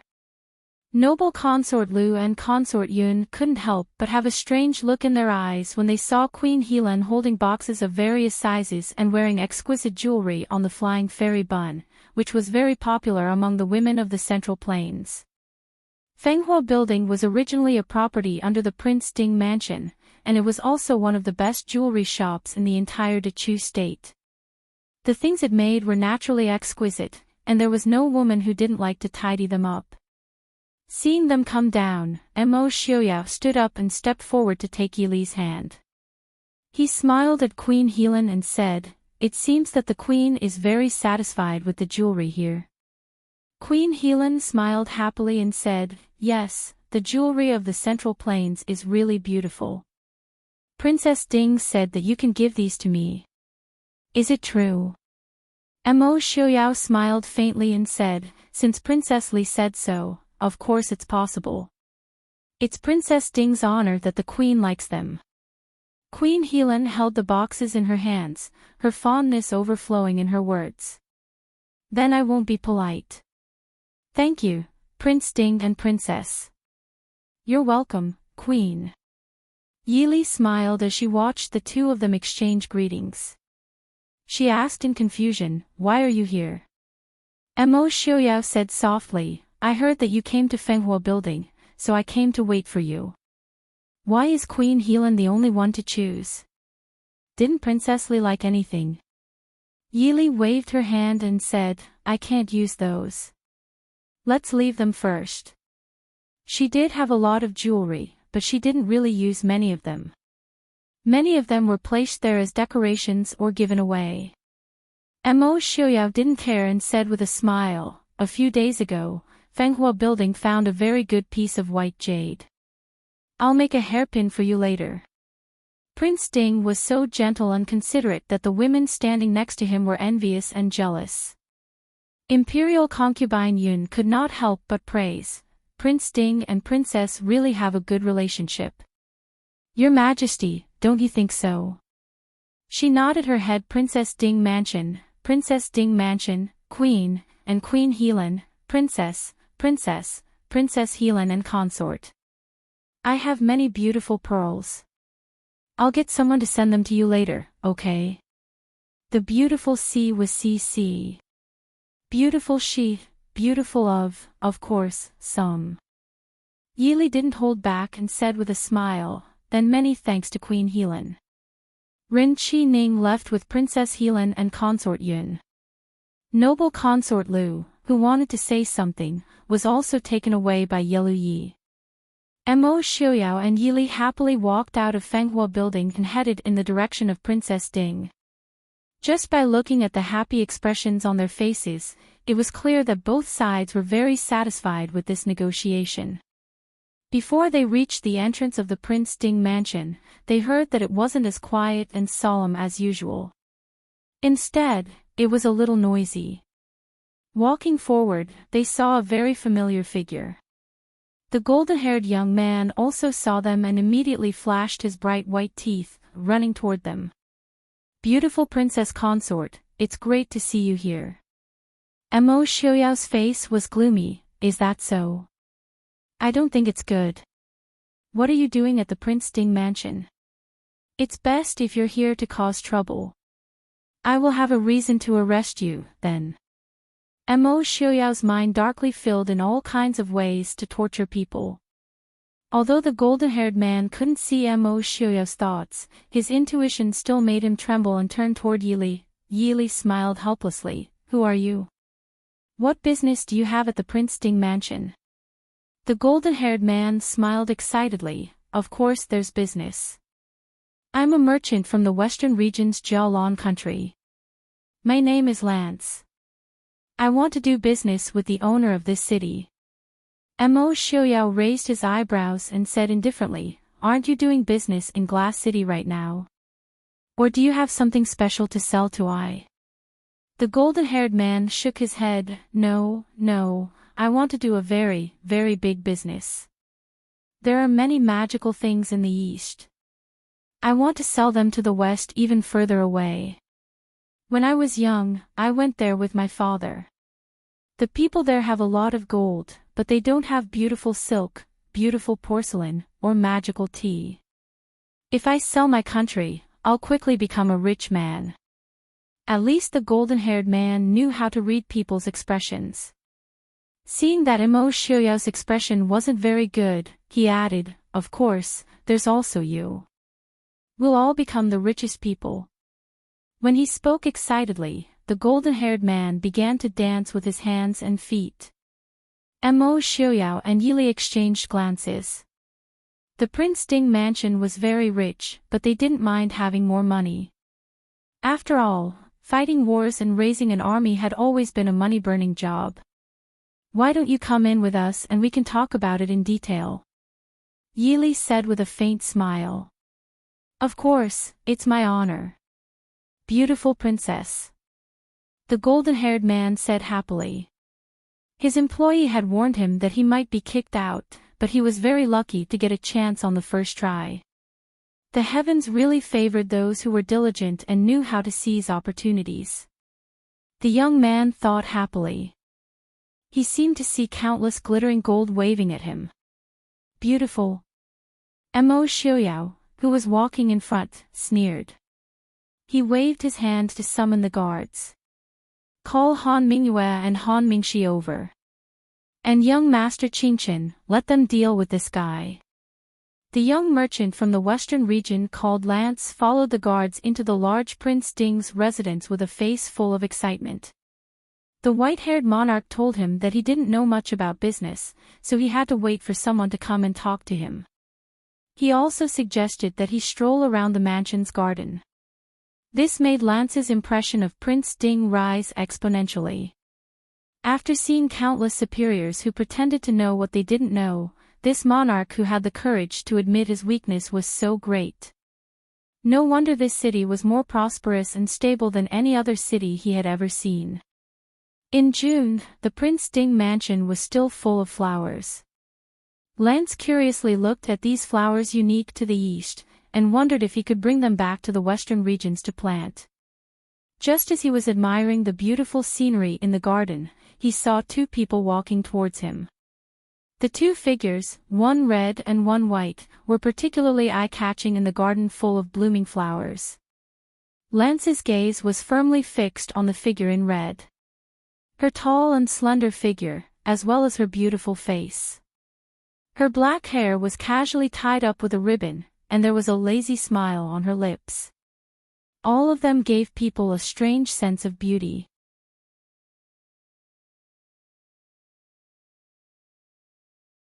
Chapter 775. Although she was not as gentle and delicate as the beautiful princess consort, she had a different style.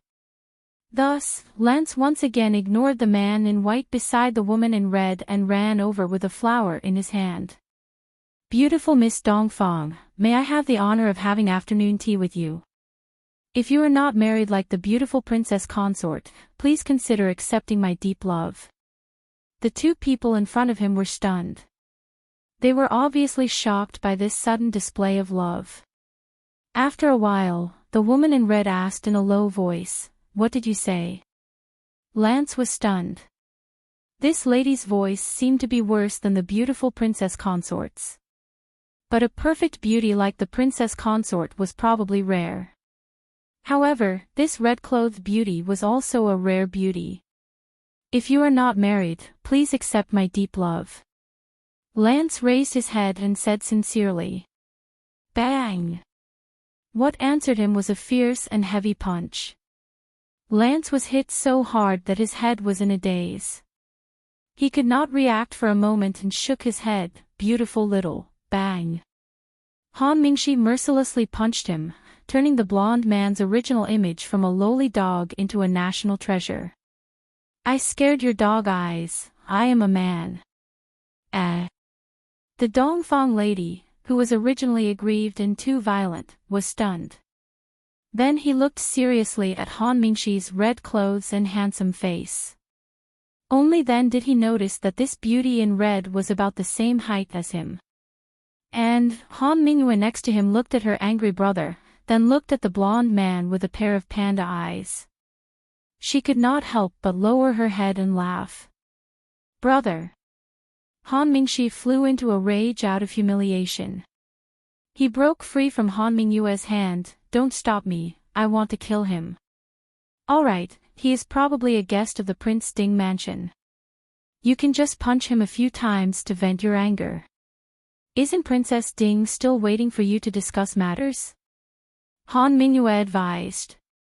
After listening to her brother's words, Han Mingyue angrily gave up the plan to continue beating Lance. She fiercely threw a sharp glare at him and went to Yi Li's study. Lance, who was following behind, looked dispirited. He actually confessed to a man. Just the thought of it gave him goosebumps. Shaking, Lance decided to follow his employee's advice and ask the matchmaker to introduce him to a gentle and beautiful lady as a wife. The East was too scary. He couldn't tell the difference between men and women. The worst thing was that they all had long hair. Poor Lance would never know why he was punched twice. In Yi Li's study, when Han Mingxi and the others arrived, Mo Xiaoyao and Su Qingchen were already there. Seeing Lance's new look, Yi Li was a little stunned. Similarly, when Lance saw Su Qingchen, who was more handsome than Han Mingxi, and then looked at Han Mingxi, who was still waiting for him fiercely, he blinked and lowered his head. Looking at his pitiful eyes, young Master Qingchen's mouth twitched, and he raised his eyebrows doubtfully. No one saw that someone sitting next to Yi Li lowered his head to drink tea, with a triumphant smile on his lips. Although Lance's matter was very important, it didn't mean much to Prince Ding at present. Even if he cooperated with Lance, he wouldn't be able to see the benefits in a short time. So after briefly explaining the plan, this matter was directly handed over to Han Mingxi to deal with. All these years, Han Mingyue had been hanging around in a lukewarm manner. Mo Xiaoyao didn't mean to pay attention to him. Anyway, if Han Mingxi was in trouble, Han Mingyue would naturally solve it for him. Although he didn't have much friendship with Han Mingyue, at least Han Mingyue's brain was very good. If he could use it for free, why not? After dismissing Han Mingxi and the other two, Mo Xiaoyao and the other two sat down to discuss business again. After listening to Mo Xiaoyao and Yi Li's description of today's trip, young Master Su's attention was focused on the phoenix zither that had yet to be obtained, and not the fact that Mo Xiaoyao and Yi Li had schemed against several people at once. He stared at Mo Xiaoyao and asked, "Will Mo Jingli really give it to you?" Losing the Chu capital was already humiliating enough. If he also lost the Chu state's national treasure, Mo Jingli's face as the Prince Regent would really be trampled under everyone's feet. Mo Xiaoyao smiled complacently, compared to a few inanimate objects that can't be eaten and can't be used. Isn't it more important to have a healthy son? Young Master Qingchen was silent for a while. As expected, Mo Jingli didn't want to be a righteous person. "Give me the phoenix zither." Mo Xiaoyao's smile became even more cheerful. "Brother Su, this is the Chu state's national treasure. Even if it's you, I can't just give it to you casually, right?" Su Qingchen looked at him indifferently. "Do you know how to play the zither?" "A little." Compared to young Master Qingchen, Prince Ding's zither skills could only be said to be a little. Besides, Prince Ding's interest wasn't in the zither. Naturally, he didn't care whether the zither in his hands was a newly crafted one or a famous one that had been handed down for generations. But it was different for young Master Qingchen. The white jade phoenix zither was probably more attractive to young Master Qingchen than a peerless beauty. Young Master Qingchen was smart. How could he not understand Mo Xiaoyao's meaning? He snorted lightly and no longer mentioned the zither. Just because he couldn't get it didn't mean that others couldn't either. Mo Xiaoyao raised his eyebrows and smiled at Su Qingchen. Although he couldn't guarantee that others couldn't get it, he could guarantee that young Master Qingchen wouldn't be able to touch it. Seeing the murderous look between the two, Yi Li helplessly interrupted, "Let's wait for Mo Jingli to deliver the item first." "Big brother, Xiaoyao, shouldn't we talk about the people in Glass City first?" Su Qingchen also didn't want to continue arguing with Mo Xiaoyao on this matter. Either way, everyone had to rely on their own abilities. He lowered his eyebrows and thought for a while before saying, "So, the northern tribes want to negotiate peace with us. It would be best if we could form an alliance to deal with Xiling and Yelu Hong together. Does Yelu Yi think that the people in the Prince Ding mansion are all idiots?" If it was in the past, Yelu Yi would have believed this suggestion. But after the Mahist army took over the Emperor of Xiling City, the area that was originally connected to the northern tribes now belonged to the Prince Ding mansion. This meant that the northern tribes and Xiling's plans wouldn't clash at all. As the saying goes, befriend the distant and attack the nearby. Yelu Ye's actions were meaningless and wouldn't benefit the northern tribes at all. Mo Xiaoyao laughed. "Does he think that we're all idiots?" "I'm guessing that such an idiotic idea wasn't thought of by Yelu Yi himself. But this summer, the northern tribes suffered from a drought and the area they took over in the north was full of war. There's less than a tenth of their food left. It's not hard to understand why Yellow Yi wants to make a deal with the Prince Ding mansion. If he could control the northern tribe's food, he would immediately have the upper hand in the battle with Yellow Hong. Unfortunately, the prince has already decided to help Yellow Hong. Su Qingchen smiled faintly. How should we calculate it? Yellow Hong is also the son-in-law of the Central Plains. As long as Princess Ronghua is the crown princess, I don't mind helping him. Mo Xiaoyao laughed.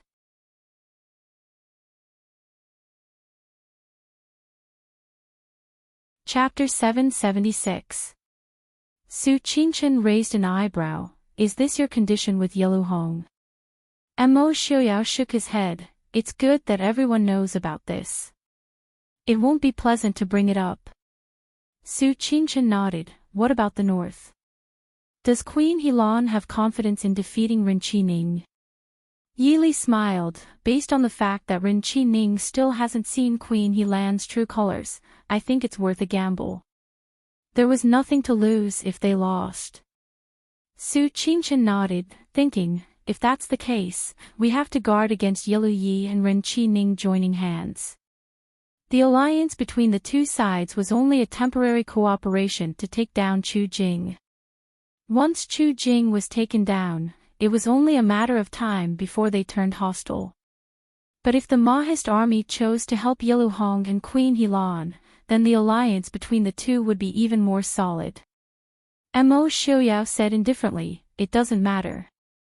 In any case, I don't intend to let them go.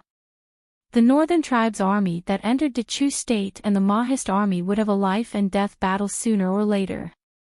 As for Ren Qining, who wanted to restore his country, he wouldn't let him go either. Su Qingchen nodded, it's good that you know. I'll talk to second uncle about Yellow Hong. I'll have to trouble Li, to deal with Queen Helan. Yi Li smiled, it's my duty. There's no need to trouble big brother. What do you plan to do with Yi Yu from the Yi family? Su Qingchen asked with a frown.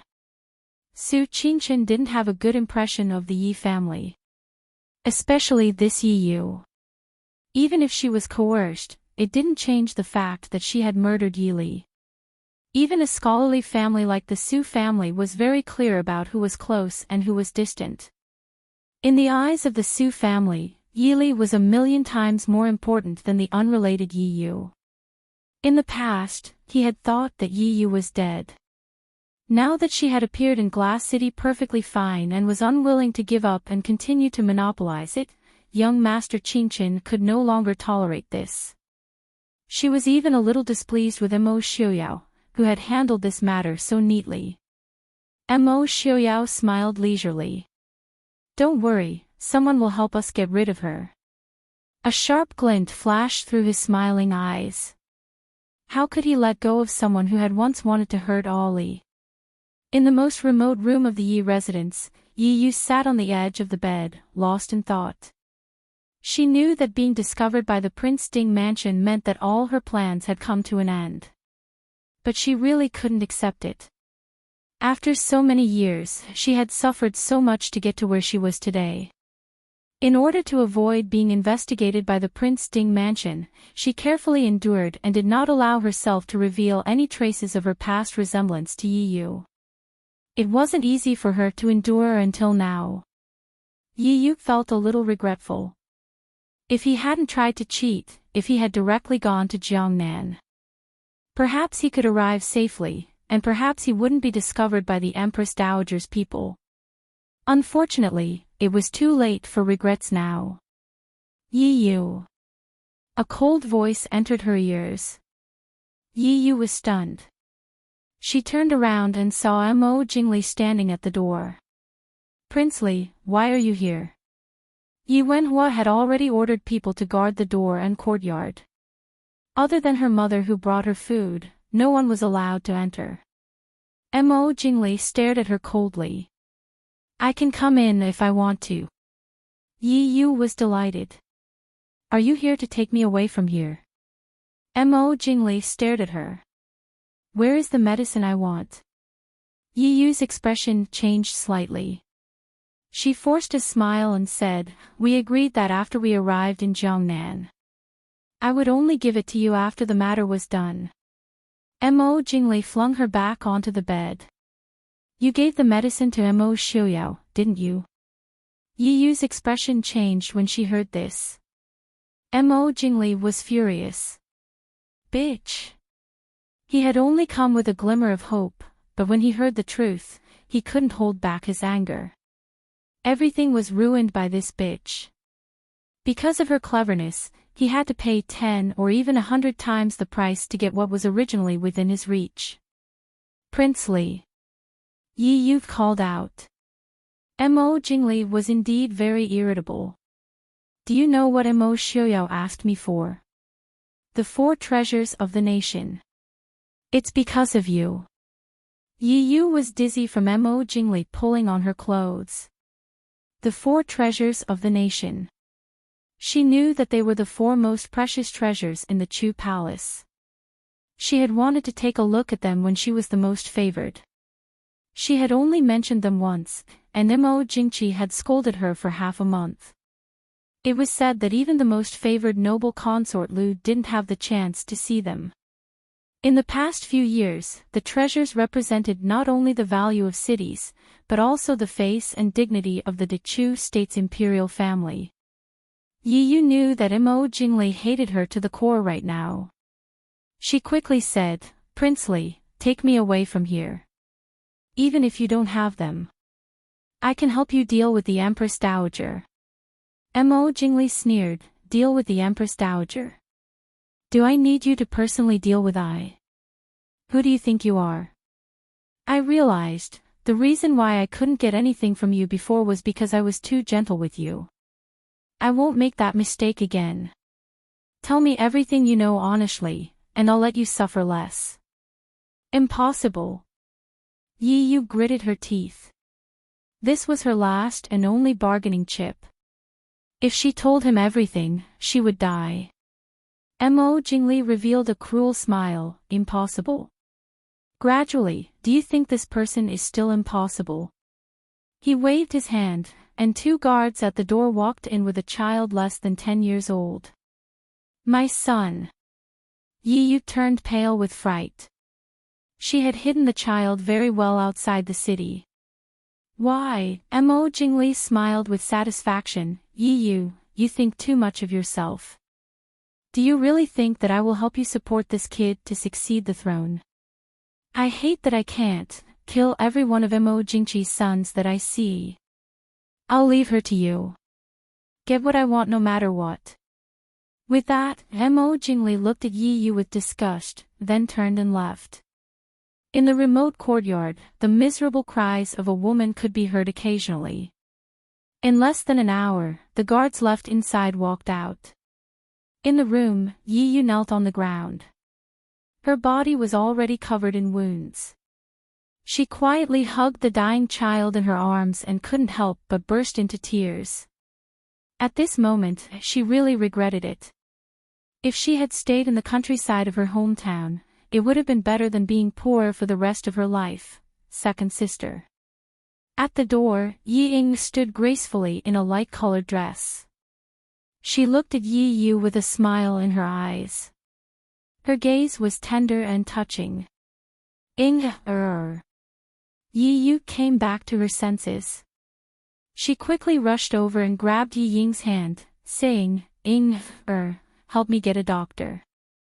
My child is injured. Yi Ying gently pulled her hand away. A cold smile appeared on her delicate face. Second sister, the prince ordered that no one is allowed to call a doctor. I can't make this decision. Seeing the expression on Yi Ying's face, Yi Yu looked at her gentle and delicate sister in shock. Why? Why? Yi Ying sneered. Second sister, why didn't you think about why when you wanted to get close to the prince? What did you say? Anyway, the prince doesn't favor me. How can you help me when you're here? What do you want to help me with? Is snatching my husband helping me? I didn't. Yi Yu said with difficulty. She had never thought of snatching Jingli. That was just a temporary expedient. Why didn't her sister understand? I'm begging you. He's your nephew. Help me save him. Yi Ying's face showed a trace of resentment. Where did his father take my son? My son's whereabouts are unknown. He can go to hell too. After saying that, Yi Ying pushed Yi Yu away and turned to leave without mercy. Yi Yu wailed weakly. She could only watch as her sister walked further and further away.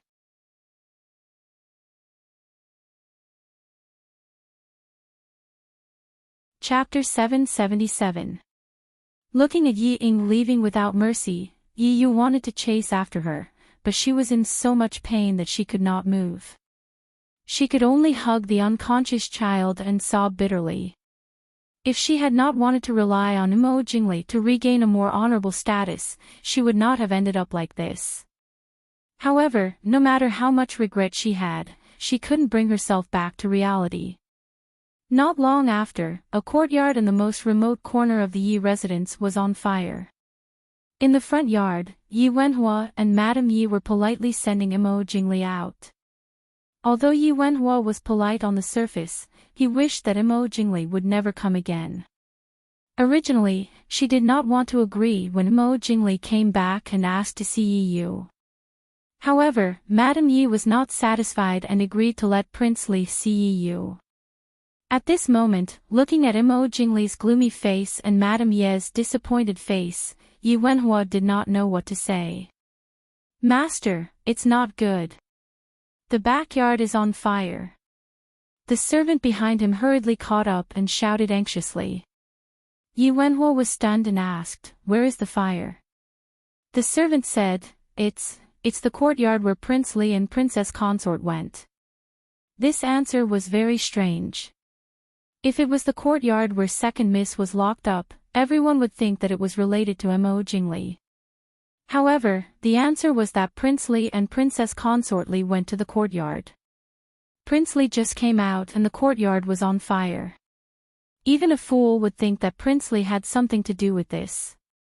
Everyone turned around and saw thick smoke billowing out from the backyard. Wang screamed, Yi Wenhua said in a low voice, send someone to put out the fire. After that, he ignored Jingli and bowed to Jingli. Then, he turned and left for the backyard. Wang Shi came back to her senses and followed Yi Wenhua to the backyard. Jingli's eyes darkened as he stood at the entrance. He glanced at Yi Ying beside him and said in a deep voice, return to the post house. Yi Ying nodded obediently. Yes, Prince. In the blink of an eye, the somewhat irritated door suddenly became silent. Old Madame Yi was still in a daze. How could this be? When the news of the fire in the Yi mansion reached the Prince Ding mansion, Mo Xiaoyao just smiled indifferently. Are you sure this time? That woman won't come back to life again, right? Jean, who was standing at the door, nodded seriously and said, Prince, don't worry. Jean personally went to check. It's definitely Yi Yu. Mo Xiaoyao smiled in satisfaction. Very good. You've just returned, and I'm already asking you to do this. Thank you for your hard work. Go back and see Uncle Mo. Jean nodded and turned to leave without asking any more questions. Mo Xiaoyao's calm voice came from behind, you don't have to tell the princess consort about this. Jean paused and then continued to walk out. The prince probably felt that there was no need to tell the princess consort about this kind of small matter. The study was silent. Mo Xiaoyao looked at the letter on the table and showed a trace of a happy smile. At this time, Yi Li's courtyard was very lively. Not only were there second Madame Su, Qin Zheng and the others, there were also first Madame Su, Empress Hua, Murong Ting and the other womenfolk who were close to Yi Li, Mo Xiaobao, Ling Junhan, Sujirue and the twins who just turned 1 month old were also there to join in the fun. There were only 2 days left until Mr. Qingyun's birthday. Li City had already prepared everything that needed to be prepared. For this matter, the Prince Ding mansion had been busy for many days. When it really came to this time, it was rare for them to have some free time. A group of womenfolk gathered at Yi Li's place to visit the 2 babies. The 2 Madame Su held 1 baby in each hand. Looking at the pink and tender babies, they couldn't bear to part with them. The Su family only had 1 child, Sujirue. When the 2 madams saw the babies, they naturally liked them very much. Moreover, ever since the 2 little things opened their eyes, they were exceptionally obedient and smart. One was happy when he saw people. Although the other was more quiet, he was also very obedient. They were even easier to take care of than Mo Xiaobao when he was young. Even Mo Xiaoyao had to admit that these 2 little guys added together couldn't be compared to Mo Xiaobao when he was young. Good boy. My Xiaolin, he really looks. First Madame Su was especially fond of Xiaolin, Once she held him, she refused to let go. Although he was still a small child, it was clear that Xiaolin, looked more like the Su family. First Madame Su, who had never been able to hold a grandson, naturally liked this smiling little guy. Second Madame Su also liked Xiao Axayan, Although she had a grandson, she didn't have a granddaughter. Not to mention a granddaughter, the Su family didn't even have a daughter. Seeing this obedient and beautiful little girl, second Madame Su also fell in love with her. Yi Li looked at the obedient baby lying in the arms of the 2 Madame Su. She covered her mouth and smiled. Aunts, since you like children, why don't you urge 3rd brother and 4th brother to get married sooner or later? As soon as she said this, Hua Tianxiang and Mo Wuyo, who were sitting next to her, immediately blushed. Mo Wuyo blushed and hid behind Empress Hua. Hua Tianxiang had nowhere to hide. She could only glare at Yi Li with a red face. Li, you. Qin Zheng covered her mouth and smiled. Li, is right. Tianxiang, I'm waiting for you to enter the Su family to accompany me. Murong Ting hugged her baby son and smiled. Isn't that right? My Junhan is almost 5 years old. You're so shameless. Hua Tianxiang stomped her feet in embarrassment. Second Madame Su was very satisfied with Hua Tianxiang as her future daughter-in-law. Seeing her embarrassed, she quickly said, "That's enough. Why are you talking about this in front of their daughter? I've already discussed it with your uncle, grandfather, and Madame Yang.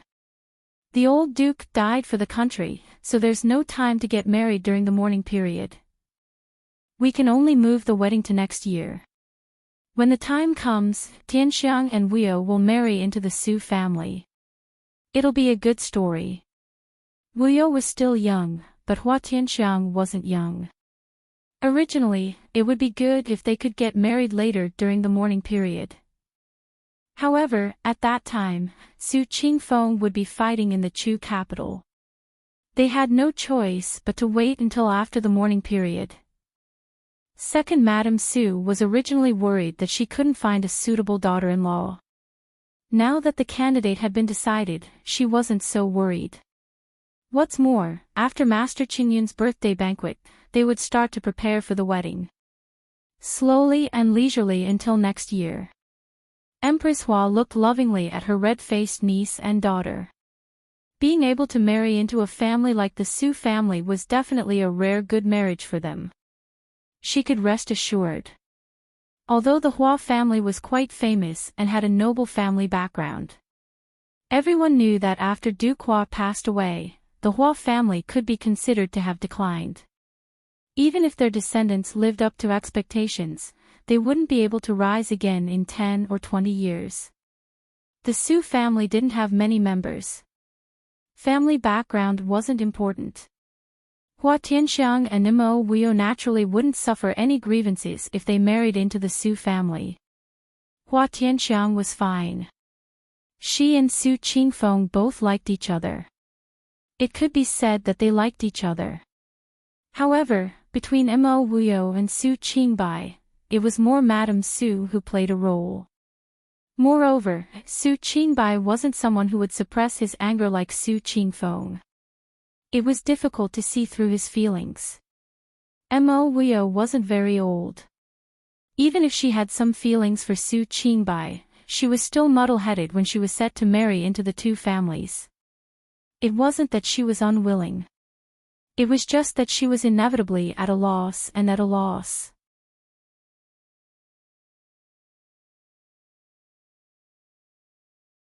Chapter 778. Yili saw Mo Wuyo's expression but didn't say anything. Su Qingbai definitely had a good impression of Wuyo. Otherwise, with his gentle but opinionated personality, he wouldn't listen to eldest Madame Su's wishes. When Mo Wuyo mentioned Su Qingbai, he didn't seem to dislike him. They were both still young and had plenty of time to grind.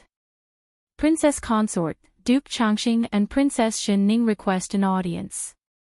Qing Shuang came in to report while everyone was chatting. Everyone was stunned.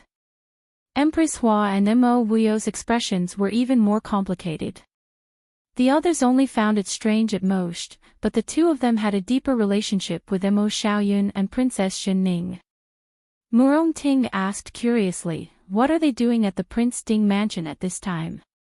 Ever since they moved to Glass City, Mo Xiaoyun and Princess Xinning had lived in seclusion. Other than visiting Yili when they first arrived, they had never set foot in the Prince Ding mansion.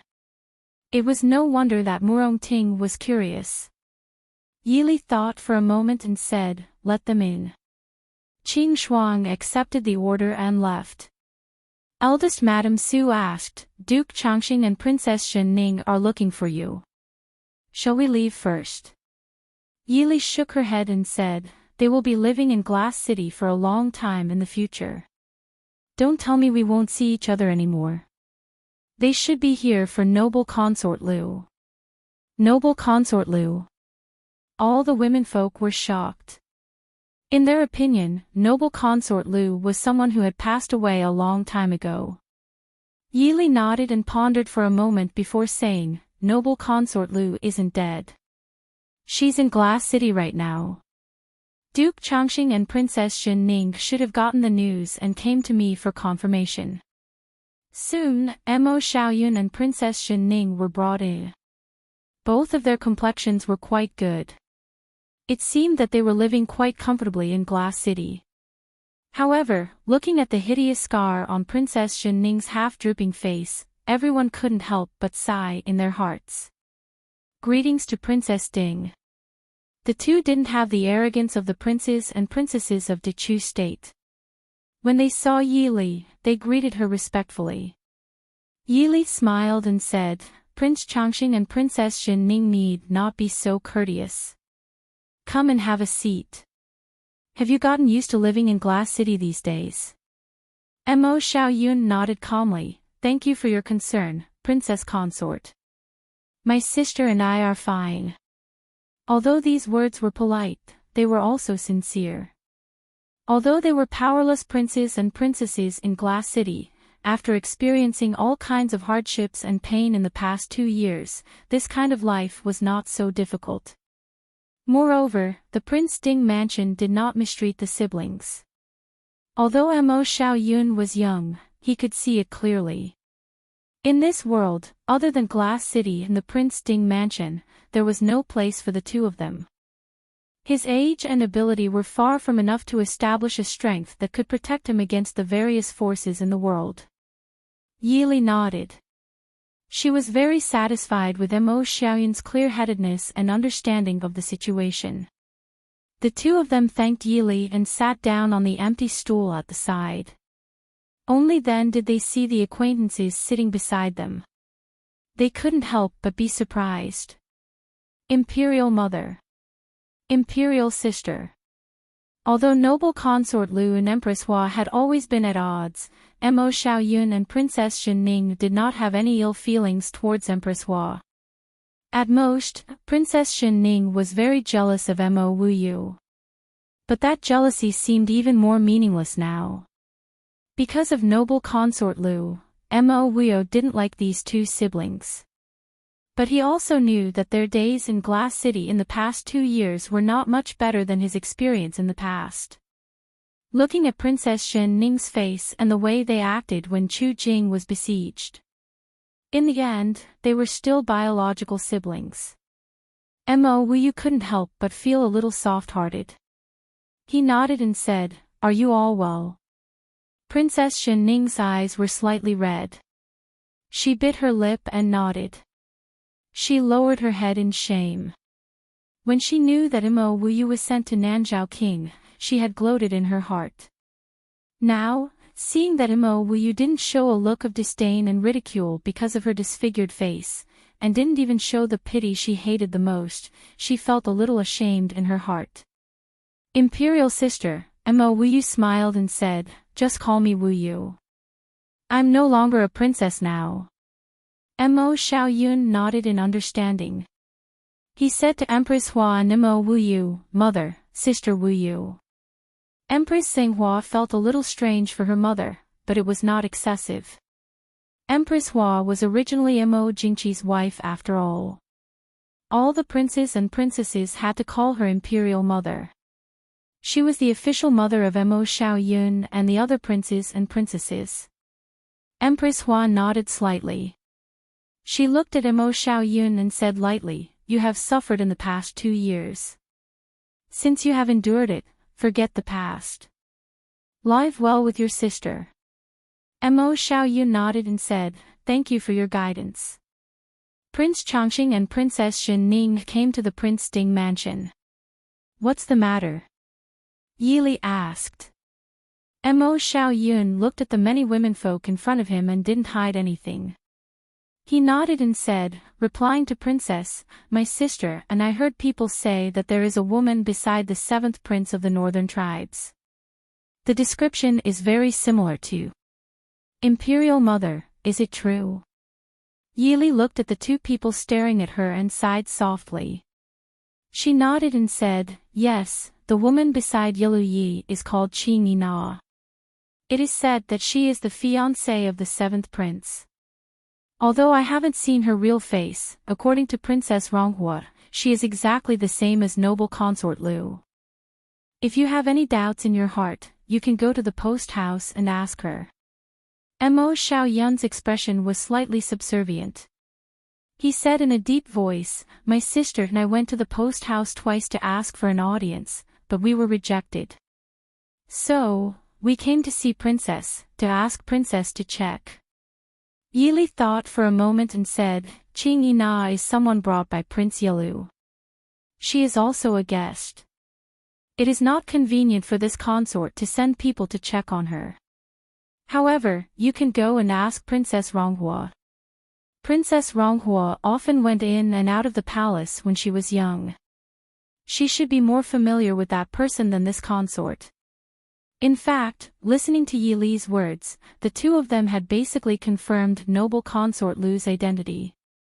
Not to mention Mo Xiaoyun's gloomy face, Princess Xin hand that was holding the handkerchief had turned white and was faintly trembling. Yili looked at the two of them and said earnestly, "No matter whether that person is noble consort Lu or not, you have to think thrice before you act. You must not act rashly.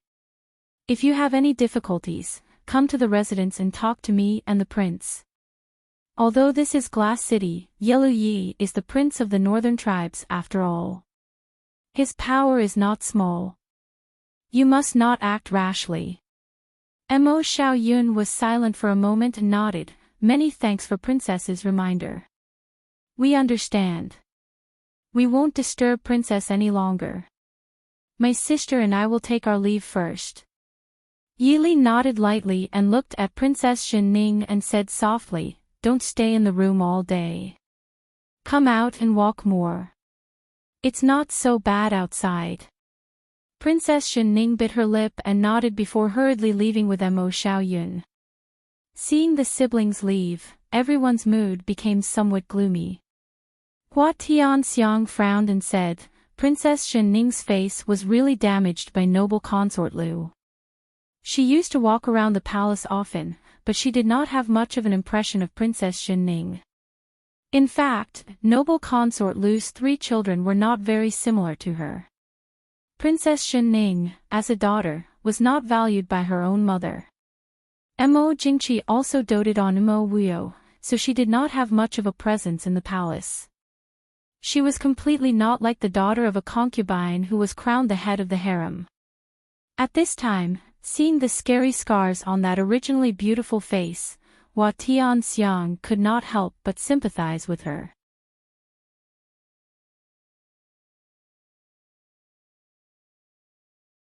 Chapter 779. Yili shook her head and said, No one knows what happened. When we rescued her, noble consort Lu had already disappeared. She was the only one in the cold palace. If we hadn't rescued her in time, I'm afraid everyone would have thought that noble consort Lu was the one who died. In this way, no matter what the truth was, in the eyes of the surviving Princess Xianning, it was her biological mother who threw her into the sea of fire to die. Empress Hua frowned slightly and said, I think Xianning hates noble consort Lu to the core. Will something happen if they go to her? With Prince Chongqing, there should be no problem. Yili frowned and said. Speaking of noble consort Lu, everyone couldn't help feeling disgusted. They naturally knew about noble consort Lu's feelings towards Mo Xiaoyao and how she forced Mo Xiaoyao to marry her. Coupled with Princess Xianning's matter, their disgust towards noble consort Lu went up a level. Murong Ting hugged Ling Junhan and said hatefully, If I meet that kind of woman, I'll whip her directly. Mo Xiaobao, who was sitting next to Yili and eating snacks obediently, blinked and asked, Mother, are you talking about the white-clothed auntie in the Chu capital? Hearing this, Yili looked at Mo Xiaobao with some surprise. You still remember noble consort Lu? Mo Xiaobao pouted unhappily, that auntie was the most annoying. She always looked at me and mother with strange eyes. I wanted to tell father that if she looked again, he would dig her eyes out. Who knew that she would die? So he's not dead yet. Yili's head was throbbing with pain. How could he be so excited? When did she teach him such a cruel idea? At that time, Mo Xiaobao was not even 7 years old. In the Northern Tribe post house, Princess Ronghua received the news that Prince Chongqing and Princess Xianning wanted to see her. A strange smile appeared on her lips. She ordered the attendants beside her to immediately invite the two in. Mo Xiaoyun and Princess Xianning had come twice before, but they were sent away by the post house's people. They couldn't even enter the door.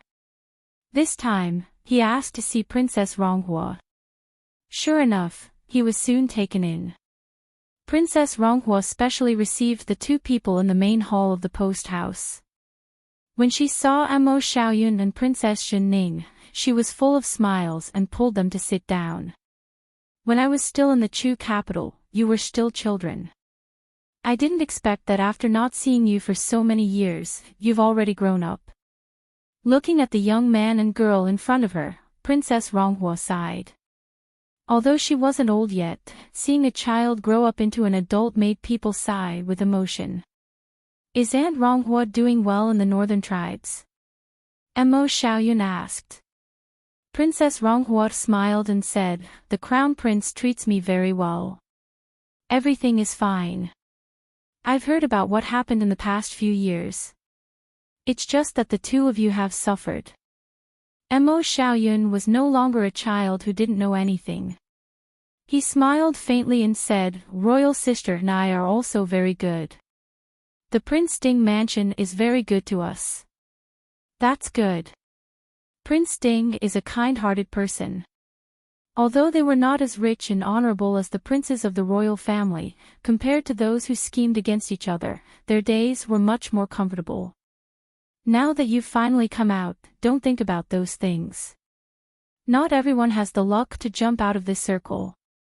Princess Ronghua felt that it was also a piece of advice to the two. Mo Xiaoyun nodded and said, I understand.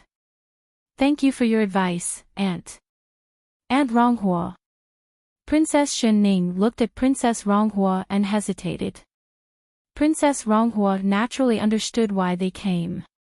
She raised her hand and patted the back of her hand gently, and said softly, I've heard about what happened to you. Good child, you've suffered. You want to see Qin Yaina, don't you? Mo Xiaoyun hesitated and nodded.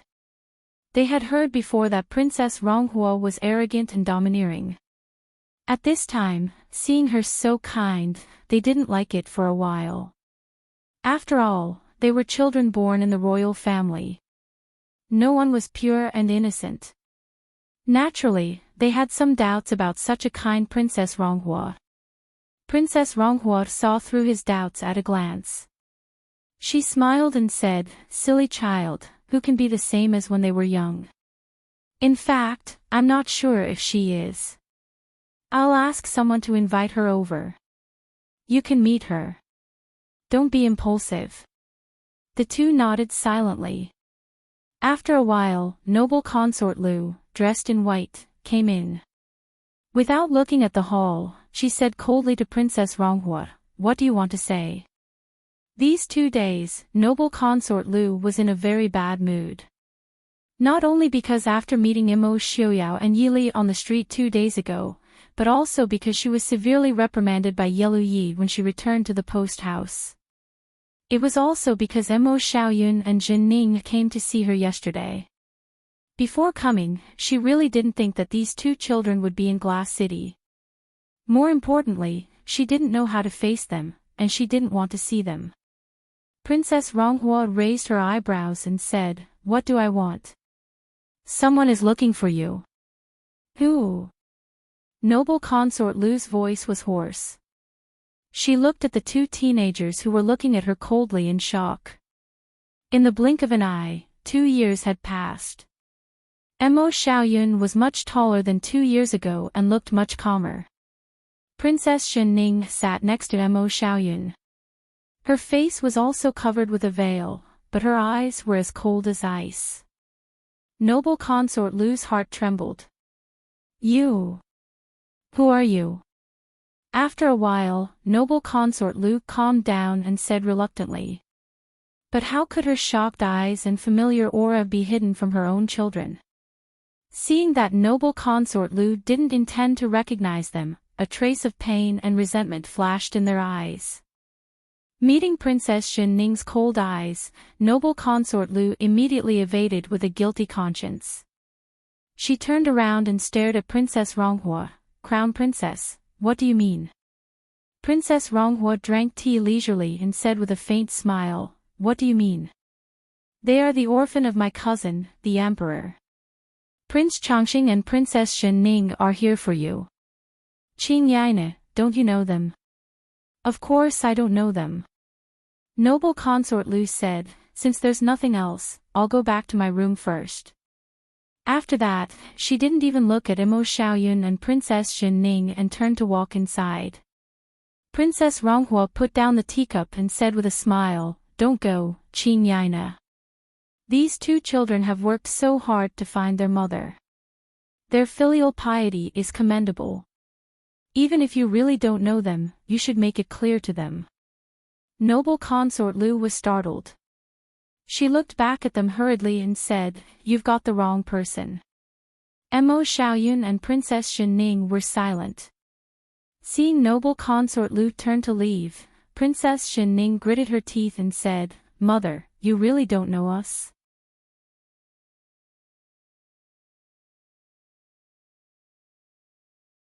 Chapter 780. Noble consort Lu shuddered and snapped, What nonsense are you talking about? I don't know you. Hurry up and leave.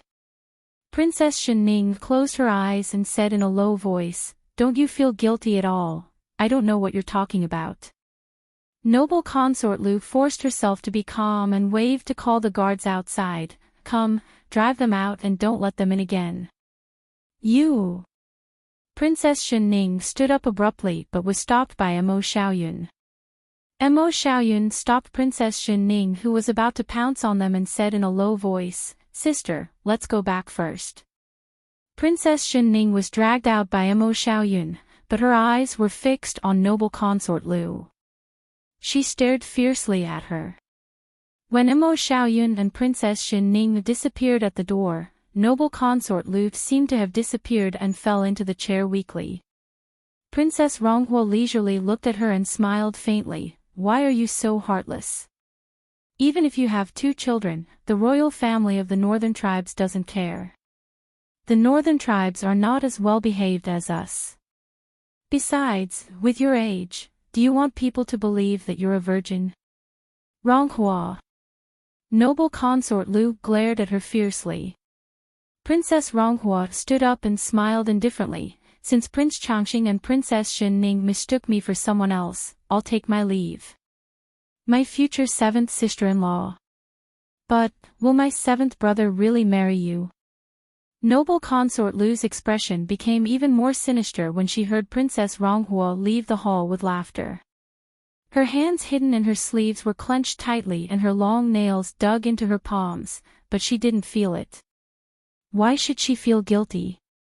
Everything she did was for the sake of living well, for the sake of revenge. Who knew how much she had suffered? Compared to the suffering she had before she met Yi, what were they?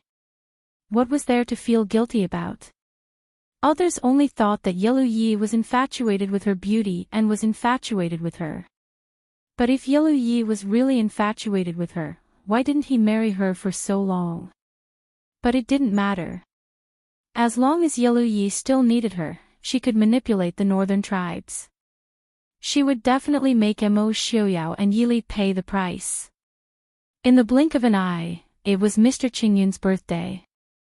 The entire glass city was decorated with lanterns and colored banners.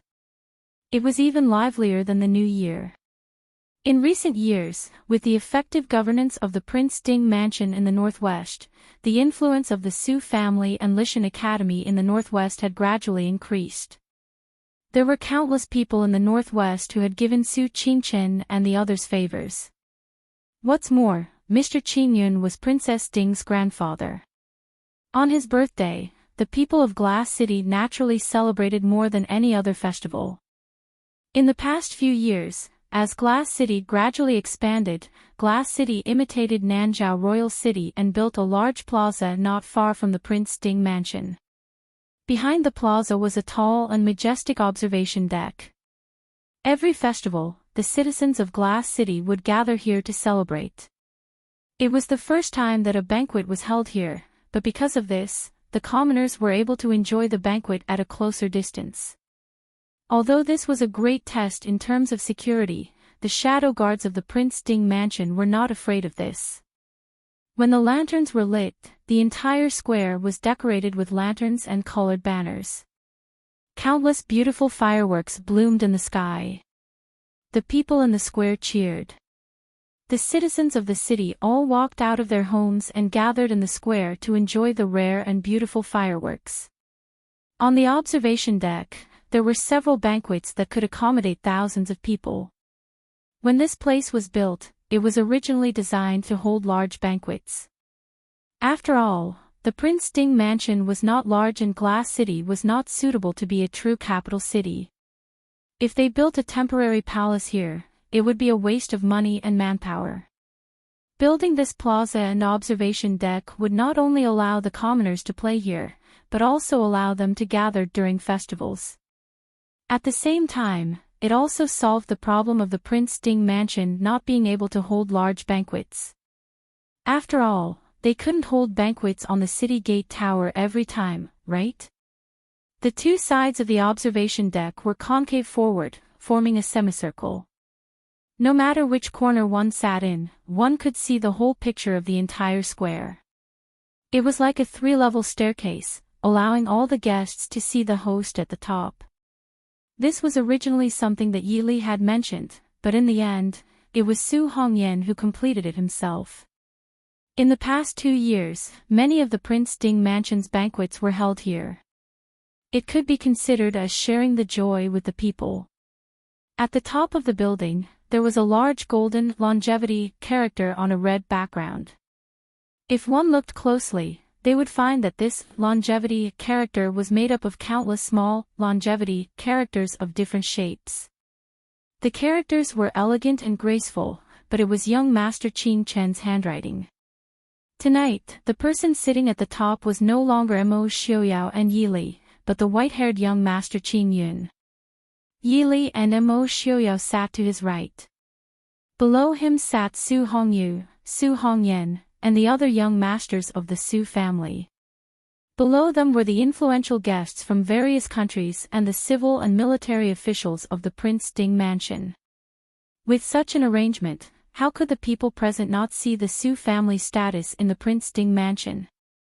When the banquet started, Yi Li and Su Qingyan helped young Master Qing Yun to his seat. Then, they walked to Mo Xiaoyao's side and sat down. After all the guests were seated, there was an empty space in the plaza below. Hundreds of women in colorful clothes held colorful lanterns and danced to the melodious music. Such a grand scene was naturally much more magnificent than the banquets that people were used to in the palace. Many of the people gathered here to watch the fireworks also had a feast for their eyes.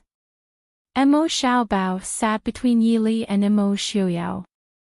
He also curiously looked at the grand scene in front of him. Although he was the young heir of the Prince Ding Mansion, Mo Xiaoyao and Yi Li had never hidden him at home. He had seen all kinds of people. But it was the first time for such an unprecedented grand occasion. The nobles of the various countries below also noticed the black-clothed child in the middle of Prince Ding and Princess Ding. At such a young age, he was already very handsome. A pair of big black eyes looked curiously at the people below. He did not feel the slightest fear. This child was the eldest son of the Prince Ding Mansion who was named Yu Qin by young Master Qing Yun. Not to mention that Prince Ding and Princess Ding just got a pair of twins. Just by looking at the child in front of them, he was much more outstanding than everyone present. The Prince Ding Mansion's heir could have such an imposing manner and composure at such a young age. The Prince Ding Mansion should be proud to have a son like this. The guests on the observation deck weren't idle either, as there were singing and dancing below. While enjoying the rare magnificent song and dance, they chatted with the people sitting next to them. Then, they all came forward to present young Master Qing Yun's birthday gifts. Perhaps they learned from Yilu Ye's lesson at Mo Xiaobao's 1-month birthday banquet. This time, the gifts were quite well behaved. The gifts that the guests sent were all festive and appropriate birthday gifts. Mo Xiaoyao and Yi Li were very satisfied with this. After all, they prepared this banquet for young Master Qing Yun's birthday. Naturally, they did not want any accidents to happen and ruin the old man's trust. Even Mo Xiaobao personally presented a 100 lifespan painting that he wrote. Although Mo Xiaobao was not yet 8 years old, under young Master Qing Yun's guidance, his studies were very good. His handwriting was also decent, making young Master Qing Yun very pleased.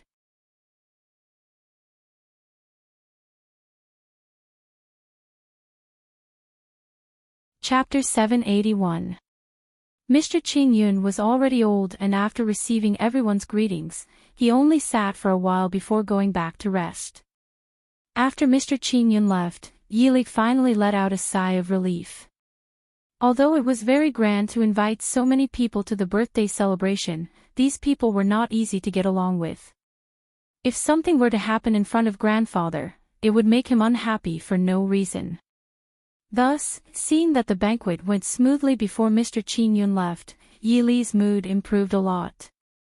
As for who would want to cause trouble in the future, the Prince Ding Mansion was not afraid. Mo Xiaoyao lowered his head and saw the smile on Yi Li's lips. He raised his hand to hold her slender jade hand and laughed softly. No matter how much those people want to cause trouble, they still have the ability to see things clearly. They won't cause trouble at grandfather's birthday celebration.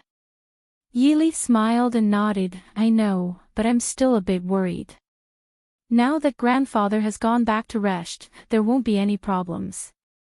Knowing was one thing, but there would always be people who liked to cause trouble at this time.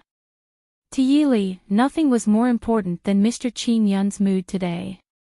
After the birthday star left, the guests were much more at ease. When it came to Mr. Qin Yun, the #1 scholar in the world, even the nobles of the various countries couldn't help but feel a bit restrained. Not long later, the atmosphere in the observation tower became lively. Sitting below, Enchanting casually drank his wine while sizing up Yili, who was carefully wiping Imo Xiuyao's mouth. Under the bright candlelight, the faint smile on the woman's lips seemed especially gentle and moving. Enchanting's sharp eyes slightly narrowed as his gaze swept over Imo Xiuyao. I heard that Prince Ding and Princess Ding had twins a month ago. Such a happy occasion, I haven't congratulated you yet. Enchanting suddenly opened his mouth. His voice wasn't loud, but with his internal energy, it easily spread throughout the observation tower. The guests all came to their senses and hurriedly congratulated Imo Xiuyao and Yili. Imo Xiuyao smiled faintly and raised his cup. I thank Shilling Genom of Gojoseon, and thank you all. Enchanting smiled. Such a happy occasion, how can I not give a gift? I have prepared a big gift for Prince Ding. I hope Prince Ding will not reject it. At the same time, it shows the deep friendship between our two countries. Imo Xiuyao's sword-like eyebrows slightly raised. He didn't believe that Enchanting would sincerely give him a gift for the twins, especially when he had just killed his grandson and granddaughter not long ago. Enchanting smiled. I sent people to search for this gift for a long time before I found it. It is absolutely precious. Imo Xiuyao slightly curled his lips. If it is too precious, Genom of Gojoseon can keep it for himself. Enchanting smiled. Such a treasure, only Prince Ding can appreciate it. If it was me, it would be a waste. Men. Not long after, a few West Hill guards came in carrying a tall box. They gently placed the wooden box on the ground and stood respectfully to one side, waiting for orders. Rather than calling it a box, it was more like an exquisitely carved wooden cabinet. Everyone's eyes involuntarily focused on the carved sandalwood cabinet in the hall. They didn't know what gift Genom of Gojoseon had given Prince Ding that made him so cautious. Looking at everyone's reaction, Genom of Gojoseon smiled with satisfaction. Open it and take a look. A guard stepped forward and pulled the wooden cabinet from above. A faint fragrance immediately filled the viewing platform. Everyone couldn't help but exclaim. In the hall where the wooden cabinet was originally placed, there was a woman in white kneeling. This woman looked to be no more than 15 or 16 years old. Her appearance wasn't particularly beautiful either. There were at least 4 or 5 women present, including Princess Ding, who were more beautiful than her. However, she had a very strange attraction that attracted the gazes of all the guests present. He only felt that there was not a single part of this woman that was not perfect. It even made people feel that her not-so-beautiful appearance was flawless. If it was a more beautiful face, it would instead destroy this temperament. The woman was dressed in a plain white robe. Her hair was also casually draped over her shoulders. She didn't have any accessories on her body, and even her beautiful eyes didn't have any fluctuations. However, those who met her eyes couldn't help but hear their own thumping heartbeats. Genom of Gojoseon, what is the meaning of this? Before Imo Xiuyao could speak, Su Hongyan's face had already darkened. Disregarding everything else, today was Master Qingyun's birthday, yet Enchanting had sent a beautiful young girl as Prince Ding. It was truly somewhat rude. Enchanting didn't mind. He smiled at Su Hongyan. I know that today is Master Qingyun's birthday. This is indeed impolite. However, I just got this treasure and hurriedly had someone send it to Glass City. This is why I wanted to give it to Prince Ding as soon as possible. After all, such a treasure, leaving it in Ai's hands is really unbearable. Enchanting revealed a tacit understanding smile and nodded at Su Hongyan. Mo Xiaoyao lowered his head to look at the white-robed woman. He raised his eyebrows and said, "Genom of Gojoseon, what is the meaning of this?" Enchanting smiled and said, "Prince Ding and Princess Consort have been married for almost 10 years. However, the residence has yet to take in a concubine. I know that Prince Ding has such a wonderful woman like Princess Consort as his companion. This world's common women won't be able to catch his eye. This is why I sent this woman. I think this woman is definitely a good match for Prince Ding." Many people didn't think much of Enchanting's words. After all, Princess Ding could be said to be a peerless woman. Just based on appearance, she didn't lose to the white-robed woman.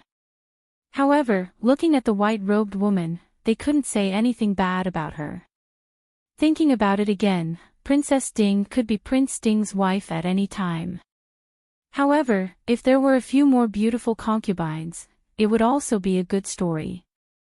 Thinking like this, not only did they not have any thoughts about the white-robed woman, many people had other thoughts. Of course, this was excluding the messenger sent by the Emperor of Xiling.